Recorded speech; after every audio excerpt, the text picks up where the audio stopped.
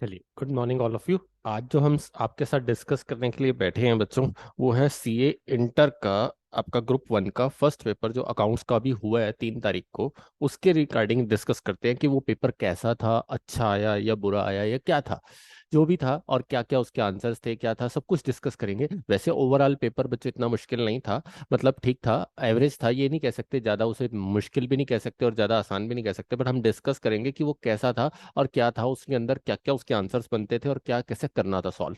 तो हमने ऑलमोस्ट सारा किया हुआ था, बट फिर भी हम डिस्कस करते हैं। आज हमने अपने बच्चों को भी साथ में क्या लिया था, टेस्ट लिया था, और उसमें अपना सभी बच्चों से पिछले मंथ हमने पूरे पहले चैप्टर वाइज टेस्ट लिया और आज हम फुल सिलेबस का टेस्ट ले चुके हैं। तो मैंने एक आधे स्टूडेंट का टेस्ट अभी सामने भी रखा है, ताकि हम पीडीएफ में वो भी देखेंगे कि बच्चे ठीक करके गए हैं या गलत करके गए हैं, वो बाद में देखते हैं। साथ साथ आंसर भी दिख जाएंगे और एक एक क्वेश्चन का हम सॉल्यूशन भी डिस्कस करेंगे कि क्या बन सकता है इसका सॉल्यूशन और क्या रहेगा। तो आराम से करते हैं, जो भी डिस्कस होता जाएगा साथ साथ समझते जाएंगे और आराम से एक एक चीज को समझने की कोशिश करेंगे। और कॉपरेट करना, रिकॉर्डिंग ही चल रही है तो रिकॉर्डिंग में डिस्कस करेंगे, लाइव नहीं ले रहा हूँ, ये रिकॉर्डिंग में है बच्चों, बाद में भी देख सकते हो सब लोग, इसीलिए डाल रहा हूँ जिन्होंने टेस्ट दिया वो सब चेक कर सकते हैं कि हाँ भाई क्या रहा हमारा टेस्ट, कैसा रहा, तो क्या हमारी गलती थी और क्या हमने मिस्टेक की है। तो करते हैं स्टार्ट। आ जाइए, पेपर में आपके सामने स्क्रीन शेयर कर रहा हूँ। ये था पेपर आपका अकाउंट्स का, मई 2023।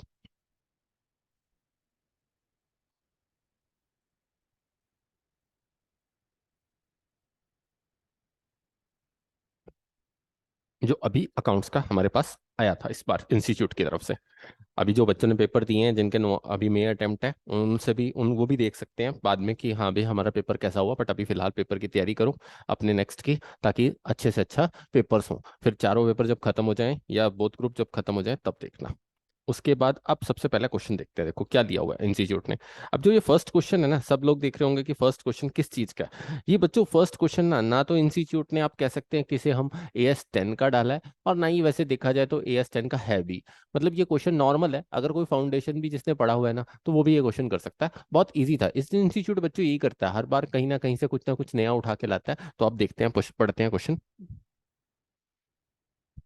कहता है, in the books of top maker limited carrying a plant and machinery, कितने की मशीनरी प्लांटेड कॉस्ट दी हुई है आपको?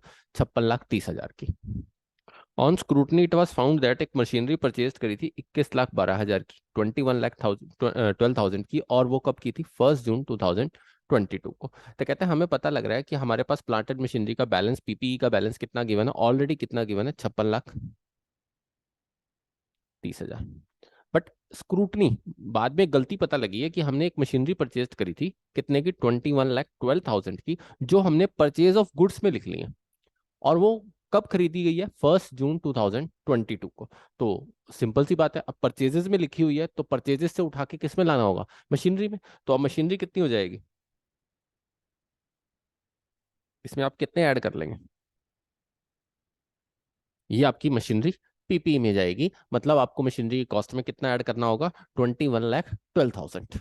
उसके बाद कंपनी ने कहा एक 30 जून को हमने एक मशीनरी डिस्पोज ऑफ करी है 9,60,000 की, जिसकी कॉस्ट थी 1 अप्रैल को 960। हमने डिस्पोज ऑफ कर दी कितने में? 825 में। और न्यू मशीनरी हम खरीद के कितने लाए हैं? उसके बदले में हमने एक्सचेंज कर ली एक न्यू मशीनरी कितने की?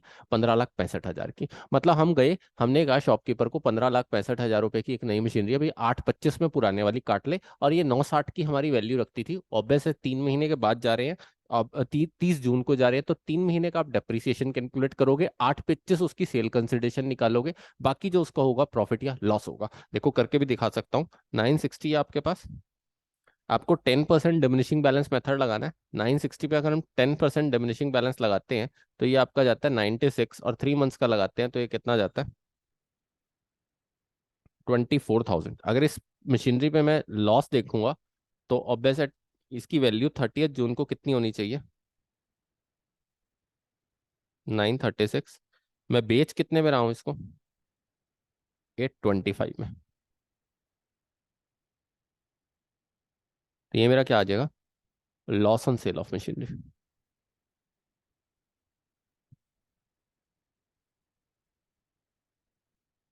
ये मेरा आ जाएगा loss on sale of machinery. और उस दिन मैं नई मशीनरी कितने की परचेज करके ला रहा हूँ? 15 पैसे की। अब आप क्वेश्चन जब बनाएंगे तो आपको एक चीज ध्यान रखनी है कि 5630 प्लस ऑब्वियस है जो गुड्स गलती से लिख ली थी उसको प्लस करेंगे 2112, और 960 अब उसकी ओपनिंग वैल्यू माइनस कर देंगे, और उसमें फिर प्लस करेंगे 15 पैंसठ, 5630। ऑब्वियस है इसमें प्लस करेंगे जो आप नई मशीनरी परचेज करके लेके आए हैं। जो मशीनरी आपने सोल्ड कर दिया उसकी वैल्यू को पूरे को लेस कर दो 1 अप्रैल से ही, क्योंकि बीच का निकालने से, क्योंकि ये वैल्यू आपको 1 अप्रैल की दी हुई है। और ऑब्वियस है इसमें जो नई मशीनरी आप खरीद के लाए हो 15 पैंसठ की, आप क्या कर देंगे, ऐड कर देंगे। तो इससे आप मशीनरी की कॉस्ट इजीली निकाल पाएंगे। बट अब डेप्रीसिएशन पूछा हुआ, अब इस क्वेश्चन में आपसे पूछा क्या है, कहता है डेप्रीसिएशन कितना कितना चार्ज होगा, और लॉस और प्रॉफिट कितना होगा, और बुक वैल्यू क्या होगी प्लांट एंड मशीनरी की। तो बहुत इजी है निकालना बच्चों। लॉस ऑन सेल तो मैंने निकाल दी आपके सामने, कितना निकाला है, ऑब्वियस है 1,11,000। ये तो आपने 960 वाली को जो बेचा उसका आपने निकाल लिया। अब डेप्रीसिएशन कैसे कैसे चार्ज होगा तो वो निकालना बहुत इजी है। देखो 5630 में से आपने कितने की बेच दी थी, 960 की, उसको एक बार के लिए अलग कर लो। ये आपके पास बचती है, मेरे ख्याल से कैलकुलेशन में मत जाना बच्चों, क्योंकि मैं सिर्फ समझा रहा हूं, आपने करना कैसे वो समझा रहा हूं, उसके बाद आप अपने आप देख सकते हो कि हाँ कैलकुलेशन अगर मुझसे कोई मिस्टेक हुई हो। कितने परसेंट इस पे, पूरे साल का इस पे 10% लगा लीजिए। 21/12 परचेज ऑफ गुड्स से लेके आ रहे हो आप, ऑब्वियस है गुड्स थी, अब गलती से, सॉरी मशीनरी थी, गलती से गुड्स लिखी गई और पता खरीदी कब थी, 1 जून को। तो उस पे आपका कितने मंथ्स का डेप्रिसिएशन लग जाएगा, 10 मंथ्स का, क्योंकि 1 जून से लेकर 31 मार्च तक कितना परसेंट डेप्रिसिएशन लगेगा, 10 मंथ्स का।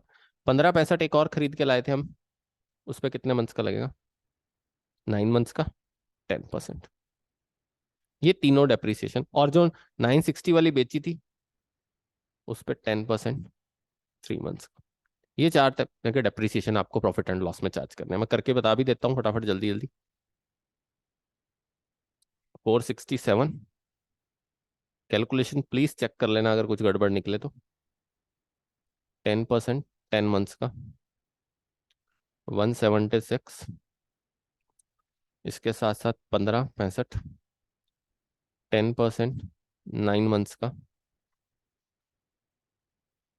आपके पास ये बनता है 1565, 10%, 9/12,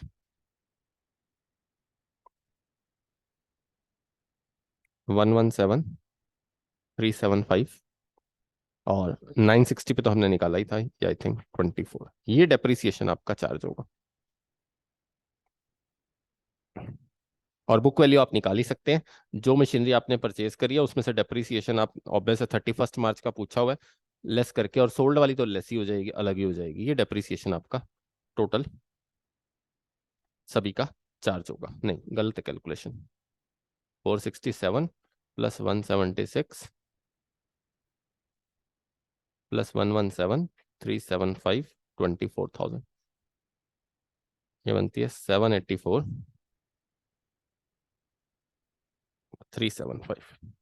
और बुक वैल्यू कैसे निकलेगी आपकी, सिंपल सी बात है, आपने 960 को तो अलग ही कर दो, तो आप क्या करेंगे, 5630 में से 4670 पे जो 10% डेप्रिसिएशन के बाद वैल्यू बच के आएगी, 21,12,000 पे जब 10%, 10 मंथ्स के बाद जो डेप्रिसिएशन बच के वैल्यू आएगी, और 15 पैंसठ पे जो 9 मंथ्स के बाद जो वैल्यू बच के आएगी, इन तीनों को प्लस कर देना, ये आपकी बुक वैल्यू आ जाएगी। तो ये क्वेश्चन था डेप्रिसिएशन का। एक तरफ से तो ये हम डेप्रिसिएशन का क्वेश्चन भी कह सकते हैं, कह दिया AS10 तो कह सकते हैं आप AS10 भी, बट ज्यादातर इसमें सारा डेप्रिसिएशन ही था, उसमें कुछ ऐसा नहीं था। नेक्स्ट, अब देखिए ट्रोवर लिमिटेड इंडियन इंपोर्टर है, कोई इंपोर्टर है तो ऑब्वियस है बच्चों खरीदार है, कोई चीज खरीद रहा होगा। It imports true value limited, एक लंदन से कुछ, ऑब्वियस है ट्रू लिमिटेड से कुछ खरीद रहा है। टावर लिमिटेड, ट्रोवर लिमिटेड ने $50,000 की कोई चीज खरीदी है, $50,000 नहीं, सॉरी, पौंड की कोई चीज खरीदी है। अब बच्चों उस टाइम पे जो भी पॉन्ड का रेट होगा वही उसकी ऑब्वियस कंसिडरेशन बनेगी, वही उसकी क्या होगी, परचेज वैल्यू बनेगी। मान लो मैं कोई 50,000 पौंड का कुछ खरीद के ला रहा हूँ और 100 रुपए पौंड का रेट है आज की डेट में, तो मेरी 50 लाख की कॉस्ट होगी। बट समटाइम्स क्या हो रहा है, इसमें दो ऑप्शंस दिए गए हैं, कहते हैं आप या तो हमें उसी टाइम इमीडिएटली कैश पे कर दो, क्या पे कर दो, इमीडिएटली कैश, या फिर आपके पास क्या कर सकते हैं, या आप देखिए इसमें लिखा हुआ पे इमीडिएटली कैश 1% हम आपको डिस्काउंट दे देंगे। तो हाँ, आपको 50,000 पाउंड की जगह कितने पेमेंट करनी पड़ेगी, AS11 का क्वेश्चन है बच्चों। तो 1% डिस्काउंट चला गया तो आपके पास कितना रह गया, 49,500। इमीडिएटली पे कर रहे हो और जिस भी डेट पे आपकी डीलिंग हो रही है, किस डेट पे डीलिंग हो रही है, 31 मार्च, या फिर आप हमें आफ्टर 6 मंथ्स पे कर दीजिए 5% इंटरेस्ट के साथ। कितने इंटरेस्ट के साथ? 5% इंटरेस्ट के साथ। बट अगर आप इमीडिएटली कैश पे करते हो ना, तो बोरोइंग रेट है जो इंडिया के हिसाब से वो कितने परसेंट है? 15% है। अब बच्चों आपको दो ऑप्शन दिए गए हैं, ध्यान से देखना मेरी बात को, क्वेश्चन में लिखा क्या गया है। कहता है ट्रोवर लिमिटेड है, आपने ये मान के चलना है कि अगर आप इमीडिएटली कैश पे करोगे तो इंडिया के अकॉर्डिंग आपको लोन लेना पड़ेगा। क्योंकि सीधी सी बात है, जब मैं कभी भी किसी चीज को इमीडिएटली कैश पे कर रहा हूँ, या मैं फॉरन से ही कह रहा हूँ कि मैं 6 मंथ्स बाद आपको दूंगा, वो कहते हैं 5% एक्स्ट्रा है। तो दूसरा ऑप्शन जो होगा, जो 15% एक्स्ट्रा वाला इंडिया वाला है, तो नेचुरल सी बात है, मेरे को अगर 1% डिस्काउंट मिल रहा है तो मुझे 15% यहाँ से लोन उठाना पड़ेगा, तभी बात बनने वाली है, अदरवाइज तो बात बनने वाली नहीं है। मैंने एक मशीनरी खरीदी किसी से, XYZ किसी भी बंदे से मैंने मशीनरी खरीदी, फॉरेन में बैठा है, मैंने उसको कहा यार मेरे को मशीनरी दे दे, वो कहता है ठीक है आप आज पे करोगे तो 1% डिस्काउंट ले जाओ। मैंने कहा कितना लगेगा? $49,500। बट अब $49,500 जो मैं लेके आ रहा हूँ, कहीं ना कहीं तो मैं यहाँ से अरेंज करूंगा, वो अरेंज मान के चलना ही अरेंज करना है। अब ये नहीं लिखा हुआ क्वेश्चन में कि हाँ भी अरेंज करने या नहीं करने, बट यहाँ बता रखिए कि इंडिया की बोराइंग कॉस्ट कितनी है? 15%। तो 15% की बोराइंग कॉस्ट है, अगर मैं 15% बोराइंग पे, वो 6 महीने के बाद कितना इंटरेस्ट मुझे लग जाएगा, कितने की वो पड़ेगी। और अगर मैं दूसरा ऑप्शन क्या है कि अगर मैं उसे कहूँ कि वो कह रहा है कि 6 महीने बाद आप पेमेंट दे देना, 5% एक्स्ट्रा लगेगा। कितने परसेंट एक्स्ट्रा लगेगा? 5% एक्स्ट्रा लगेगा। बट इसके ऊपर आपको कोई डिस्काउंट मिलने वाला नहीं है। तो देखिए इसमें मैं आपको दिखा भी देता हूँ, स्टूडेंट ने क्वेश्चन किया हुआ है, जो उसने पहला क्वेश्चन किया वो गलत है, देखिए उसने, मैं आपको दिखा देता हूँ साथ साथ, अभी मैंने एक दो टेस्ट ही निकाले हैं। आ जाइए, ये देखिए यहाँ पर वो एक मिस्टेक कर गया। हमने 3 मंथ्स लेना था 960 पे, कितने मंथ्स ले गया वो? 4 मंथ्स ले गया गलती से, क्वेश्चन नहीं नहीं ध्यान से, बाकी सब कुछ ठीक है उसने। बाकी यहाँ भी ऑब्वियस है, 1565 को लेना था, 8 मंथ्स कंसीडर कर गया। जबकि आप देख सकते हो इस क्वेश्चन को, जो फर्स्ट क्वेश्चन था, देखिए 30 जून से लेना था आपको, 1 जून से ऑब्वियस है, और 1565 वाली 1 अप्रैल, 30 जून से डेट थी। बस हो सकता है बच्चे से गलती हुई, तो वो गलती मिस्टेक कर गया, बाकी उसका क्वेश्चन ठीक है। हमारा देखिए आंसर कितना आया आपके सामने, डिप्रिसिएशन का 784, और उसका आया है 724, यही गलती हुई है उससे। बाकी उसकी क्वेश्चन में जो भी मिस्टेक होगी वो देखेगा, मैं देख लूंगा बाद में उसके। अब यहाँ पर आप देखिए इस क्वेश्चन को समझाते हैं, सेकंड वाले पार्ट को। अब देखिए, अगर $50,000, अब अगर आज इमीडिएटली मैं पे करता हूँ तो कितने रुपए रेट है? 97। 97 रेट के हिसाब से 1% डिस्काउंट लगाया जाए, देखिए ये बनता है कि नहीं बनता? या $49,500 को 97 से मल्टीप्लाई कर लो, एक ही बात है बच्चों, यही बनता है बच्चों। ये पेमेंट आज पे करनी पड़ेगी ऑप्शन वन में। बट इसके साथ हमें 15% क्या करना पड़ेगा इंडिया के अकॉर्डिंग? इंटरेस्ट। यहाँ भी थोड़ी सी मिस्टेक कर गया बच्चा, आई थिंक। इंडिया के अकॉर्डिंग क्या पड़ेगा ये आपके ऊपर, बताइए बताइए, इंटरेस्ट कितना पड़ेगा बताइए। यही चीज है बच्चों, क्वेश्चंस पढ़ा करो बहुत ध्यान से, ICI इतना इजी नहीं है। 15% इंटरेस्ट 6 मंथ्स का, कितना इंटरेस्ट आ जाएगा मेरे ख्याल से, देखना यही आ रहा होगा। ये कॉस्ट पड़ने वाली है अगर आप इमीडिएटली पे करेंगे, क्योंकि ऑब्वियस है यहाँ पे तो पैसा पकड़ेंगे बच्चों।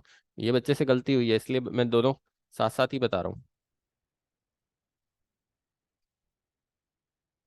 बच्चे ने बहुत लाइटली समझ लिया क्वेश्चन को, जबकि क्वेश्चन इतना लाइटली नहीं था बच्चों।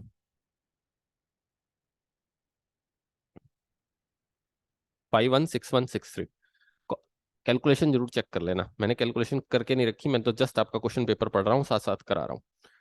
अब यहाँ देखिए, अगर इमीडिएटली पे नहीं करता, 6 मंथ्स के बाद पे करता हूँ, तो ऑब्वियस है $50,000 99 के हिसाब से दूंगा। पेपर आप सामने रखना जब भी कर रहे होगे, और 5% 6 मंथ्स के साथ, ये 5% का इंटरेस्ट मेरे को साथ में पे करना पड़ेगा, तो ये कॉस्ट पड़ने वाली है। अब मुझे कौन सा ऑप्शन बेटर है? ऑप्शन टू इज बेटर, बताइए। ऑप्शन सेकंड इज बेटर,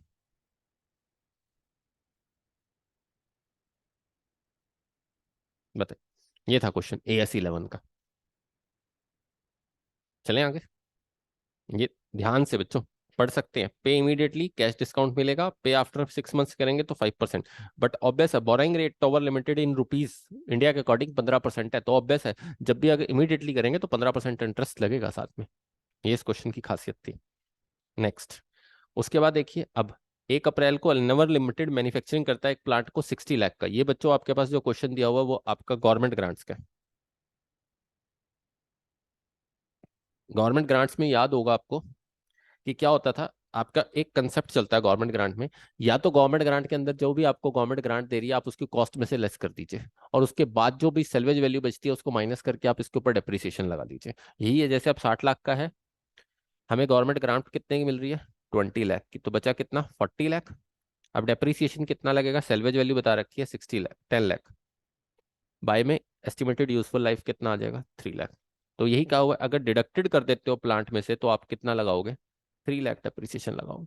दूसरा मेथड होता था, आप इसको अगर गवर्नमेंट ग्रांट का जो पैसा आ रहा होता था वो आप इसे डेफर्ड इनकम मान लीजिए, पर अपनी कॉस्ट पूरी मानिए कितनी, 60 लाख।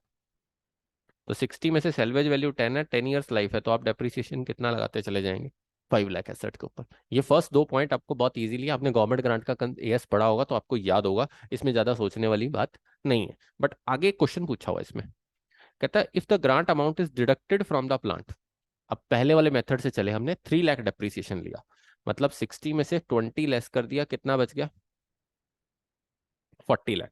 अब इस ग्रांट अमाउंट में से 2023 में हमें ग्रांट जो आई हुई थी वो 4 लाख वापस करनी पड़ेगी, क्यों, नॉन कंप्लायंस की वजह से। तो अब इस केस में क्या होगा, तो बिल्कुल सिंपल है बच्चों, इस केस में जब ऐसा क्वेश्चन आता है तो आपने फर्स्ट ईयर डेप्रिसिएशन कितना लगाया था, 3 लाख। 60 में से 20 माइनस किए थे, 40 बचा था, 40 में से 10 लाख आपने सैलवेज ली थी, 10 ईयर्स लाइफ थी, तो 3 लाख आपका डेप्रिसिएशन बना था। आपने 40 में से 3 लाख गए, पहले साल के बाद कितने बचे, 37। ये कंडीशन थी आपकी 2021 की, आप खड़े हैं 2022-23 के लास्ट में। तो इसका मतलब अब 3 लाख आप डेप्रिसिएशन ले चुके हैं। अब जब एंड होने लगा, दोबारा 3 लाख आप डेप्रिसिएशन लेस करने लगे 1 साल के बाद, तो आपको 4 लाख रुपए वापस दोबारा से गवर्नमेंट को देने पड़ गए, तो वो ग्रांट कैंसिल होगी, तो आपकी कॉस्ट उसकी दोबारा से बढ़ जाती है बच्चों, अगर आपने प्लांट में से डिडक्ट की होती है। तो अब आपकी प्लांट की वैल्यू कितनी होगी, 41 लाख। अब 41 लाख जब आपकी प्लांट वैल्यू होगी, अब देखना ध्यान से, कई बच्चे गलती क्या कर जाते हैं, 60 लिया, -20 लिया, 40 लिया, 40 में से अब 3 लाख जब डेप्रीसिएशन निकाल रहा था तो सेल्वेज वैल्यू माइनस करके निकाल रहा था, बट जब मैं अब इसकी बैलेंस देखूंगा तो 40 में से देखूंगा, 40 -3, तो अभी तो 37 बैलेंस पड़ा है, कहीं सेल्वेज वैल्यू भी उठा दो, कहीं कह दो 27 बच गया, 27 का कोई रोल नहीं है, और वैसे सेल्वेज वैल्यू तो सिर्फ डेप्रीसिएशन निकालने के लिए यूज की गई थी। तो अब वैल्यू कितनी पड़ी है, 37, 37 में 4 लाख और ऐड हो जाएंगे, 41। अब दोबारा डेप्रिसिएशन कैसे निकलेगा, 41 में से 10 माइनस करोगे, सेल्वेज वैल्यू तो वही रहने वाली है, कुछ चेंज नहीं है, बट अब ईयर कितने रह गए, 9। तो अब कितना डेप्रिसिएशन निकल के आएगा, 3.44। ये हर साल डेप्रिसिएशन आपका लाख आप लगाते रहेंगे। If grant is treated as a promoters contribution, अगर ग्रांट को क्या लेके चलना है, प्रमोटर्स कॉन्ट्रीब्यूशन, तो वो 20 लाख बच्चों जब भी प्रमोटर कॉन्ट्रीब्यूशन होता है वो कहाँ जाता है, सीधा कैपिटल रिजर्व में। ये गवर्नमेंट ग्रांट का क्वेश्चन था आपका, देख लेते हैं बच्चे ने ठीक किया है या नहीं, साथ साथ ही। ये ठीक है बच्चे का 3 लाख, ये डेफर्ड वाला ठीक है आपके पास, ऑब्वियस है। तो जो भी पोर्शन है वो आप इसको डेफर्ड में डालते रहेंगे। उसके बाद बच्चे ने यहाँ क्या किया है, अगर estimated useful life the value of plant, ये देखिए वही चीज बच्चों, 2 साल लगा गया 3 लाख करके, ये भूल गया कि 20 लाख डिडक्ट हो चुका है। ये देखिए यहाँ गलती कर गया, ये पॉइंट गलत हो गया, ये पॉइंट मार्क कर लो। 41 पे लगेगा बच्चों, क्योंकि ऑब्वियस है 20 तो कॉस्ट माइनस हो चुकी थी, डिडक्टेड फ्रॉम द प्लांट था, और उसके बाद प्रमोटर कंट्रीब्यूशन है तो वो कैपिटल रिजर्व में जाएगा, वो सीधा सीधा वो आप देख लेना। आ जाइए नेक्स्ट। अब AS16 का क्वेश्चन है, बोराइंग कॉस्ट का। बहुत ध्यान से पढ़ना बच्चों, इस बार एएस इतने भी मतलब इतने इजी भी नहीं है, इतने मुश्किल भी नहीं है, बट ध्यान से पढ़ने वाले हैं। अब मैं कोई भी बिल्डिंग बनाता था तो आपको याद होगा, अगर वो क्वालिफाइंग एसेट बनती है, अगर उसका 12 मंथ से ऊपर सबस्टेशनली पीरियड जाता है तो हम याद होगा कि उसकी भी बोरिंग कॉस्ट होती थी, उसको इंक्लूड करते थे। अगर वो ऑब्वियस है, अगर 12 मंथ से नीचे का पीरियड है, इसी साल खरीदी इसी साल यूज कर ली, तो नेचुरल सी बात है उसका इंटरेस्ट कॉस्ट वगैरह, उसकी जब तक इंस्टॉलेशन वगैरह होती है तब तक की इंटरेस्ट कॉस्ट को हम उसकी क्वालिफाइंग नहीं करते, उसको नेचुरल सी बात है कॉस्ट का पार्ट नहीं मानते। बट बिल्डिंग है, ऑब्वियस है ज्यादातर तो क्या होता है बिल्डिंग के अंदर, ऑब्वियस है क्वालिफाइंग एसेट में ही जाती है, क्योंकि वो आपके पास टाइम लगता है कंप्लीट होने में। तो इस केस में आपको लिखा हुआ है कंस्ट्रक्शन ऑफ बिल्डिंग है, और 25 लाख रुपए आप लोन लेके बिल्डिंग बना रहे हो, लिखा हुआ है फाइनेंशियल इंस्टीट्यूशन से, और रेट ऑफ इंटरेस्ट आपका कितना, 12%। अब जैसे बोरिंग कॉस्ट पड़ा है, उसको एक चीज याद होगी कि एक तो होता था बच्चों आपके पास स्पेसिफिकली बोरोइंग्स और एक होती थी जनरल बोरोइंग। अब यहाँ सीधा सीधा लिख दिया हुआ है कि मैंने लोन लिया है 25 लाख रुपए का फॉर कंस्ट्रक्शन ऑफ बिल्डिंग। अब जो मैं कंस्ट्रक्शन ऑफ बिल्डिंग लेने जा रहा हूँ बच्चों, तो वो जो कंस्ट्रक्शन है वो स्पेसिफिक बोरोइंग है। वो क्या है? स्पेसिफिक बोरोइंग, क्योंकि लिख दिया मेरे पास। तो इसका जो इंटरेस्ट आएगा वो तो ऑब्वियस है किस पे चार्ज होगा, बिल्डिंग का ही चार्ज होगा। तो 25 लाख का 12% कितना बनता है? 3 लाख रुपीज। ये तो आपके पास बिल्डिंग पे जाएगा ही जाएगा। बट ये मल्टीपल बोरिंग है, इसके एडिशन से अबव। अब मैं आपको पेपर दिखाता हूँ, बच्चा वहां भी गलती कर गया। क्या करके गया? एडिशन टू अबव नहीं पढ़ा उसने, सोचा कि इस 25 लाख के लोन को इसके बीच में ही लिया गया, जबकि इसके लिखा हुआ है in addition to the above loan, इस लोन के अलावा loan the company has a multiple borrowing. अब कंपनी ने और भी लोन पकड़े हुए हैं, तो जब और भी लोन पकड़े हुए हैं और बिल्डिंग बनाने में कितने लाख रुपए लग रहे हैं, 7 लाख, तो आपको याद होगा WACR निकालते थे हम, कि हम एक रेट निकाल लेते थे, या तो उस तरीके से कर सकते हैं। बट अब यहाँ पर थोड़ा सा इस क्वेश्चन को समझने वाली बात है, WACR यहाँ काम नहीं आएगा इस क्वेश्चन के अंदर। क्यों नहीं काम आने वाला? देखो हमारा जो लोन है, ये देखो 15 लाख का 8% इंटरेस्ट, कितना आ रहा है? 1,20। इसके साथ साथ 30 लाख का 15%, 4.5 लाख। इसके साथ साथ 18 लाख का आपके पास 10%। कैलकुलेट कर लेना, मेरे ख्याल से 7.5 बनता है। ये 7.5 लाख का जो इंटरेस्ट है ना, कितने लाख पे आ रहा है टोटल? देख के चलना। 15, 30, ऑब्वियस है 45, और ये 63 लाख में। और यहाँ देखो एसेट कितनी है, 70 लाख एक पे लग रहे हैं, 22 एक पे लग रहे हैं, 90 एक पे लग रहे हैं, और 43 एक पे लग रहे हैं।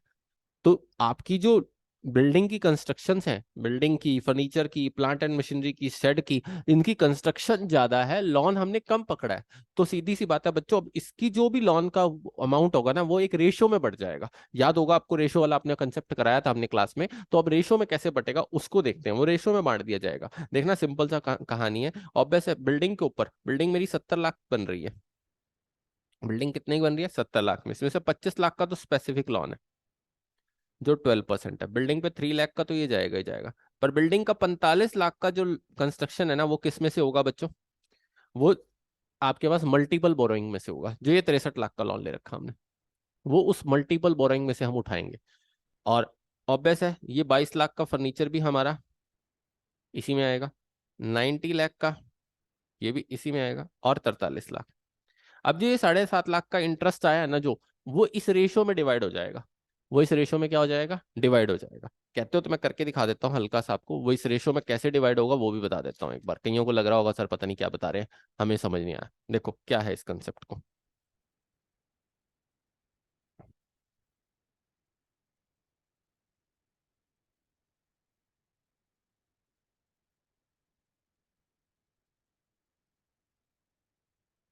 Building, furniture,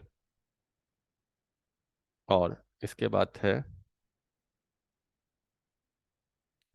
plant and machinery, इसके बाद है आपके पास फैक्ट्री शेड।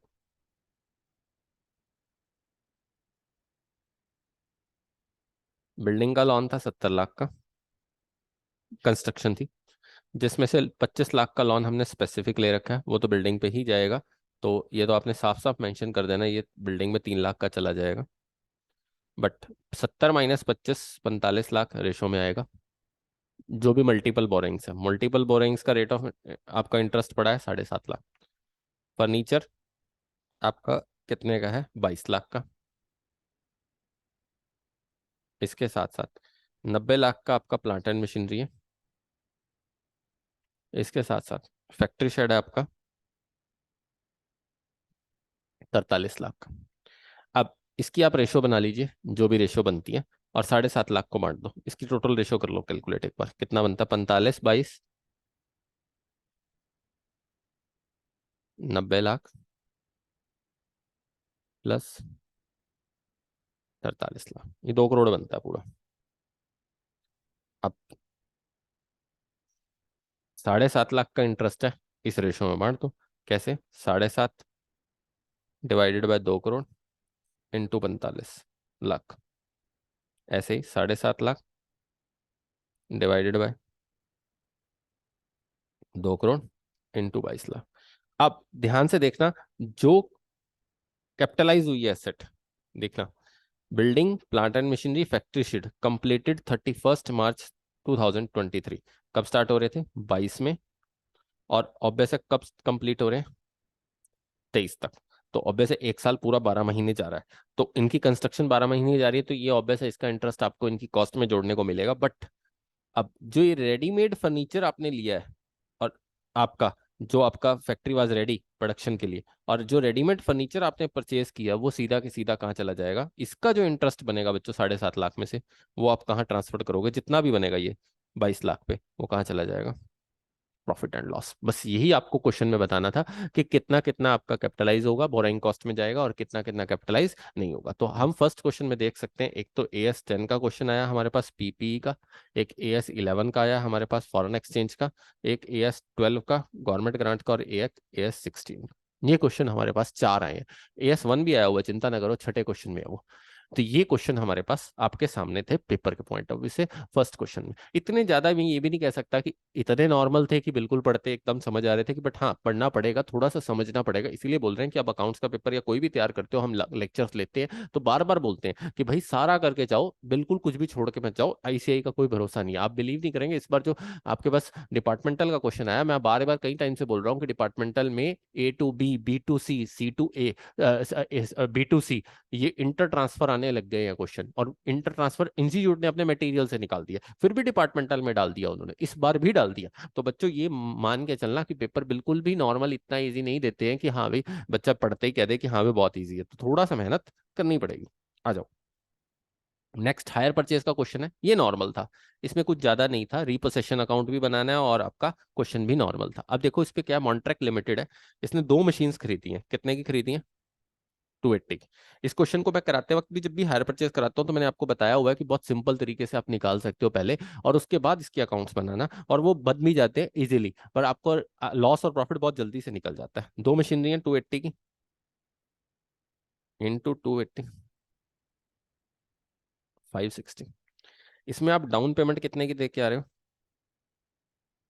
140 की। तो इसका मतलब इंस्टॉलमेंट कितने की बनी है? 420 की। अब इसमें इंस्टॉलमेंट्स दे रखी है, तो बस आपको पता होगा हमने कैसे करते थे इस क्वेश्चन को। ये देखिए बच्चे ने किया भी हुआ है, ठीक किया हुआ है मेरे को लग रहा है। देखता हूँ मैं एक बार, मैंने फिर भी ऊपर ऊपर से ही नजर घुमाई है। 560, 140 डाउन पेमेंट कर दी, 420। अब जो इंस्टॉलमेंट है, जैसे 1,95, 85, 75, 60, 70, 60, ये देखो 1,95, 85, 70, 65 और 59,700। 59,700 लास्ट इंस्टॉलमेंट है। तो वही तरीका था। 420 जब रह गया होगा, 420 पे ऑब्वियस इंटरेस्ट कितने परसेंट इंटरेस्ट का हुआ है? 8% हाफ ईयरली, पर एनम है 8%। और इंस्टॉलमेंट भी देखो हाफ हाफ ईयरली की है। ये देखो 30th 9 की इंस्टॉलमेंट है। तो ऑब्वियस है कितने मंथ्स बनेंगे? 6 मंथ्स। तो 4 20 6 मंथ्स का पहले इंटरेस्ट निकाल लो। 1 लाख पे किया, उसमें से इंटरेस्ट माइनस कर लेना, उतना प्रिंसिपल उतर जाएगा। फिर प्रिंसिपल जितना उतर गया उसके बाद जो अमाउंट बचेगा उस पर इंटरेस्ट लगाते रहना। तो बिल्कुल ठीक किया हुआ बच्चे ने यहाँ। कैलकुलेशन की कुछ कह नहीं सकता, वो चेक कर लेना। 420 के ऊपर 4% लगाया। अब ऐसा आपने 1 लाख में से अब ये 16,800 का इंटरेस्ट उतार दिया, तो आपका 83,200 प्रिंसिपल उतर गया, ये बचा। अब इसके ऊपर इंटरेस्ट लगेगा, फिर 95 पे किया, उसका जो इंटरेस्ट निकला था वो आपने लेस कर दिया। उसके बाद ये आपका प्रिंसिपल बचा, उसमें से आपने जो इंटरेस्ट निकला था वो लेस कर दिया। इस तरह से आप पूरा का पूरा क्वेश्चन यहाँ तक उसका, आपका ये इंस्टॉलमेंट के साथ है। कैश डाउन प्राइस निकालने की जरूरत है नहीं, हमें वैसे ही बता रखा है। तो इसको आप यहाँ तक इंटरेस्ट निकाल सकते हैं। उसके बाद बच्चे ने आपके सामने मशीनरी अकाउंट बनाया हुआ। अब हमें लॉस और प्रॉफिट देखना होता है, तो बहुत आसान था। देखो क्वेश्चन में क्या लिखा हुआ है, instalment towards the paid principal, interest के साथ पे हुई है या वो हमें पता ही है। ऑब्वियस है इंस्टॉलमेंट लिखी हुई है तो इंटरेस्ट के साथ ही हुई होंगी। कुछ बता ही नहीं रखा इंटरेस्ट कितना है, तो नेचुरल सी बात है वो निकालना ही था। वो क्वेश्चन में हम समझ ही गए थे देखते ही। अब जो ऑब्वियस है मॉन्ट्रैक लिमिटेड है जिसने परचेज किया सेट बच्चों, वो 20% डेप्रिसिएशन लगा रहा है डिमिनिशिंग बैलेंस से। और मॉन्ट्रैक ने क्या किया, 3 इंस्टॉलमेंट पे कर दी, पर चौथी के बाद वो रुक गया। मतलब 1.5 साल की इंस्टॉलमेंट दे आया, मतलब दूसरे साल के एंड में। और वैसे 3 इंस्टॉलमेंट है, चौथी एंड तो तभी आएगी जब दूसरे साल का एंड आएगा पूरा, 4 इंस्टॉलमेंट। तो वो उससे क्या हुआ, इंस्टॉलमेंट पे नहीं करेगी। तो पे नहीं करी गई तो क्या हुआ, रिपोसेस्ड हो गया, उसकी एक मशीनरी उठा के ले गए। जब रिपोसेस्ड हो गया तो प्रॉफिट आएगा या लॉस आएगा? और जो MK ट्रेडर था उसने 25% डेप्रिसिएशन लगाया। तो इसका मैंने आपको बड़ा सिंपल सा तरीका बताया हुआ है लॉस या प्रॉफिट निकालने का। मैं दिखाता हूँ। एक मशीनरी उठा के लेके गया वो 280 के हिसाब से, 280 की एक मशीनरी थी, 25% डेप्रिसिएशन लगा रहा है वो अपने हिसाब से। 25% डेप्रिसिएशन डिमिनिशिंग बैलेंस, मैं दोनों बार 2 बार 25 माइनस कर रहा हूँ। आप एक तरीका और भी कर सकते हो अगर करना चाहो तो, अगर आपको अच्छा लगता हो तो, इंटू 75% इंटू 75, मतलब 25 25 दोनों माइनस हो जाएगा। नहीं तो 280 में से पहले 25 माइनस कर लेना, फिर एक बार और माइनस कर लेना, तो ये आपके पास कितना बचता है, ये वैल्यू पे वो उठा के ले गया। और हम डेप्रीसिएशन लगाते थे किस वैल्यू पे, 280 पे 20% पे, 2 बार 20% लेस किया हुआ है। क्या कर सकते हो, इंटू 80% इंटू 80%, 2 बार कर लो, 280 इंटू 80% इंटू 80%, 179 200। अब ये वैल्यू थी हमारे अकॉर्डिंग, ये वैल्यू थी उसके अकॉर्डिंग, तो मैंने क्या कहा था, बाकी बचा हुआ क्या होता है, लॉस ऑफ रिपोसेशन, ऑब्वियस है। उसने तो हमारी वैल्यू लगाई 51 500, हमारे अकॉर्डिंग वैल्यू बनती थी 179 200। तो देखो भी 21 700 बच्चे ने वैल्यू निकाल रखी है, देख लेते हैं, ये देखो प्रॉफिट एंड लॉस में डाल रखे हैं 51 500 से वो वैल्यू उठा के लेके जा रहे हैं। देखो क्वेश्चन ऑलमोस्ट ठीक हो गया उसका। बाकी अब चेक कर लेंगे कैलकुलेशन क्या है इंटरेस्ट के साथ। तो यही आपको हायर वेंडर अकाउंट में बनाना कैसे था, वही इंटरेस्ट कैलकुलेट करते रहना है। और एक की जो वैल्यू बचेगी, वो देखो कह रहा है क्वेश्चन के अंदर, एक की जो वैल्यू बचेगी उसके बाद balance will be paid of the next year, एक की वैल्यू को आप बचाते रहोगे, बाकी तो आप चलती रहेगी, अकाउंट आपका बंद होने वाला है ही नहीं, बस उसके ऊपर इंटरेस्ट चलता रहेगा। तो ये क्वेश्चन था हायर परचेज का जो डाला हुआ था इंस्टीट्यूट ने, मुझे मुश्किल नहीं लगा, मुझे लगा कि हाँ इजी है, बल्कि मैं कहता हूँ एएस में भी थोड़ा सा दिमाग लगाने की जरूरत थी बच्चों को, बट मैं मानता हूँ कि हायर परचेज का क्वेश्चन बहुत नॉर्मल डाला हुआ था इंस्टीट्यूट ने। आ जाइए, अब सेकंड का बी, ये भी नॉर्मल था बच्चों। इन्वेस्टमेंट का क्वेश्चन डाला है, एस 13 का लगा लो, चाहे आप इन्वेस्टमेंट अकाउंटिंग लगा लो, कुछ भी, एस 13 तो नहीं पूछा हुआ वैसे, इन्वेस्टमेंट अकाउंटिंग पूछा हुआ है। अब इसमें दो तरह के आपको अकाउंट पूछे हुए हैं, शेयर्स और एक इसमें साथ में दिया हुआ है आपको बॉन्ड्स। अब देखो शेयर्स कितने हैं, 3000, और कितने की वैल्यू पे दिए हुए हैं, 330। तो बिल्कुल आसान है, देखते हैं बच्चे ने बनाया तो हम बिल्कुल उसी को चेक क्रॉस टेली करा देते हैं आपके साथ। ये देखो इन्वेस्टमेंट अकाउंट बच्चे ने बनाया हुआ है, तो देख लेते हैं हमने बनाया हुआ है उसने कैसा बनाया हुआ है। ये बॉन्ड का बनाया हुआ है, मैं पहले शेयर्स का दिखा देता हूँ। 3000 की फेस वैल्यू लिखी है, 330 के वो परचेज करके लाया, सिंपल सी बात है। उसके बाद 1500 इक्विटी शेयर्स मैं खरीद रहा हूँ कितने में, 1 38 500 में, 1500 1 38 600 में। ये मैं आपको जान के इसलिए दिखा रहा हूँ, उसका टेस्ट चलो आपको हेल्प हो जाती है। अब याद होगा, अगर इसके परचेज करने के बाद अगर डिविडेंड आएगा तो उसकी डिविडेंड की कॉस्ट में से क्या हो जाता था, उसकी परचेज कॉस्ट में से क्या हो जाता था, लेस हो जाता था। बट अगर इनके ऊपर जो डिविडेंड आएगा वो आपकी इनकम है, उसका कोई रोल नहीं है। अब बॉन्ड कितने खरीदे हैं, 5097 कम इंटरेस्ट पे, देख लेते हैं 97 पे कम इंटरेस्ट पे, 5000 बॉन्ड खरीदे हैं कम इंटरेस्ट पे। वैसे बच्चों वैल्यू कितनी बनती है, 5000 इंटू 97, वैल्यू बचती 9485, बट कम इंटरेस्ट पे है और कौन सी डेट पे खरीदे हैं, 1/8 पे। तो बच्चे ने इंटरेस्ट निकाला हुआ है, कैलकुलेट कर लेना, अगर ठीक है तो गलत है वो आप बता देना, एक बार देख लेते हैं निकाला होगा उसने वैसे। ये देखिए 5000, 100%, 1/8 को खरीदे हैं, तो बच्चों 1/8 तक कितने महीने बनते हैं, एक सेकेंड, हाँ जी 1/8 तक कितने महीने बनते हैं, अप्रैल, मई, जून, जुलाई, 4 महीने। शायद बच्चा यहाँ मिस्टेक कर गया। 4 मंथ्स का आता इंटरेस्ट, बस ये मिस्टेक है बच्चे की, क्योंकि 1/8 है, देख लो बच्चों 1/8 ही है ना, हाँ जी 1/8 है। देखो बच्चे से मिस्टेक कितनी भारी हुई, यही होता है बच्चों, बहुत आराम से टेस्ट किया करो। मैं सबको बोल रहा हूँ, पेपर जब भी करने बैठो अपना कंसंट्रेशन पावर फुल, जरा जरा सी मिस्टेक आपका पूरा पेपर गलत कराएगी। तो ऑब्वियस है 97 के हिसाब से लिखा, और वैसे आता कितना फेस वैल्यू पे, 100 इंटू 9% इंटू 4/12, ये 15,000 आना था, देखो बच्चों ये आता बच्चे से 470। आप ठीक कर लेना, मैंने सिर्फ जस्ट वैसे बताया, 470।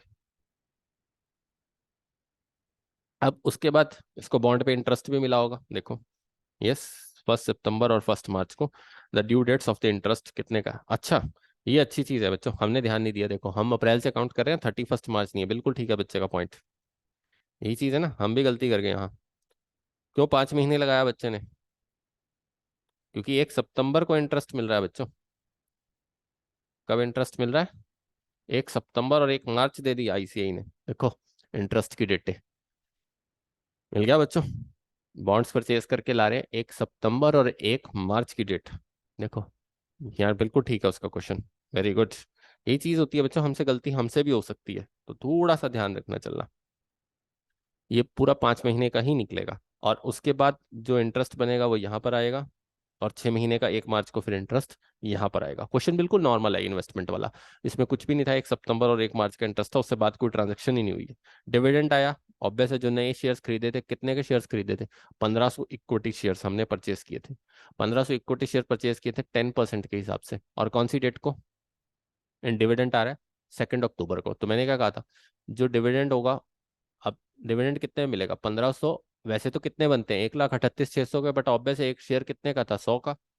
तो इसका जो 1.5 लाख के ऊपर जो डिविडेंड होगा वो उसकी कॉस्ट में से क्या हो जाएगा? लेस। तो इन्वेस्टमेंट अकाउंट में याद होगा सबको, हम क्या कर देते थे? लेस। तो यही 15,000 हमने यहाँ से क्या कर दिए? लेस कर दिए।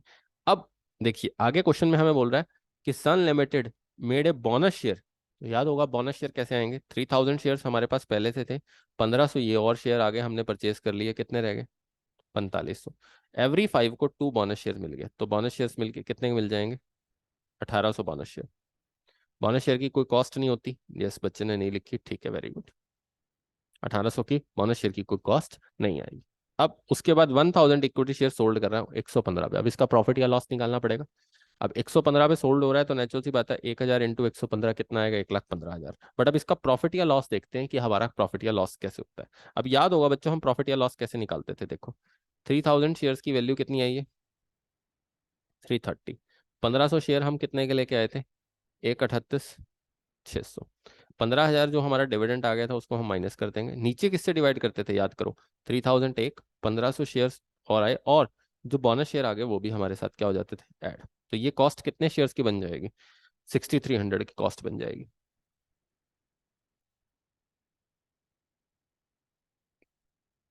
बताइए।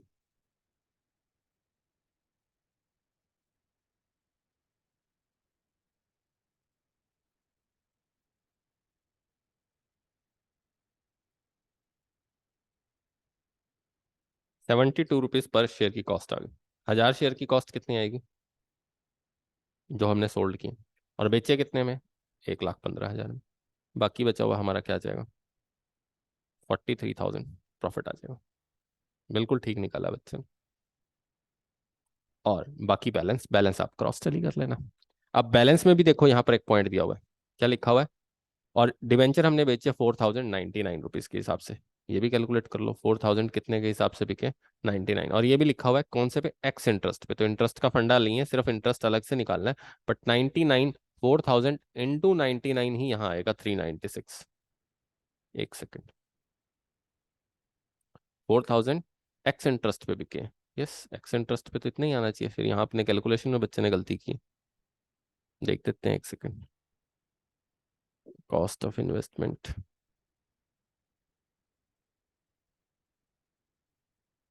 बच्चे से ये मिस्टेक हुई है छोटी सी। ये देखिए, टैक्स इंटरेस्ट है बच्चों, इसमें तो आपको इंटरेस्ट लेस करने की जरूरत नहीं थी। इंटरेस्ट अलग से लिखा जाएगा, बट इंटरेस्ट लेस करने की जरूरत नहीं पड़ेगी, क्योंकि वो आपने बेचे कितने में? 4000 एक्स इंटरेस्ट में। अब इसका प्रॉफिट या लॉस आपको अलग से निकालना है, कितने का लॉस हुआ या कितने का प्रॉफिट हुआ। वो जो भी निकाला होगा देख लेना, ठीक निकला था या गलत निकला था, वो प्रॉफिट या लॉस आपको निकालना पड़ेगा 4000 का। बाकी इसमें एक और पॉइंट लिखा हुआ था, देखो कितने में शेयर्स की वैल्यू कितनी है लास्ट में? 125, और बॉन्ड्स की वैल्यू कितनी है? 98। तो आपको याद होगा कि शेयर्स की वैल्यू अगर यहाँ पर ये 98 से वैल्यू ऑब्वियस है कम आ रही होगी तो इसी पे लिख देंगे। कमी आ रही है, दिख ही रही है, थोड़ी बहुत ही कमी होगी, आंसर टैली कर लेना। बीच में बात में बच्चे की कैलकुलेशन में मिस्टेक है, क्योंकि यहाँ 396 आएगा।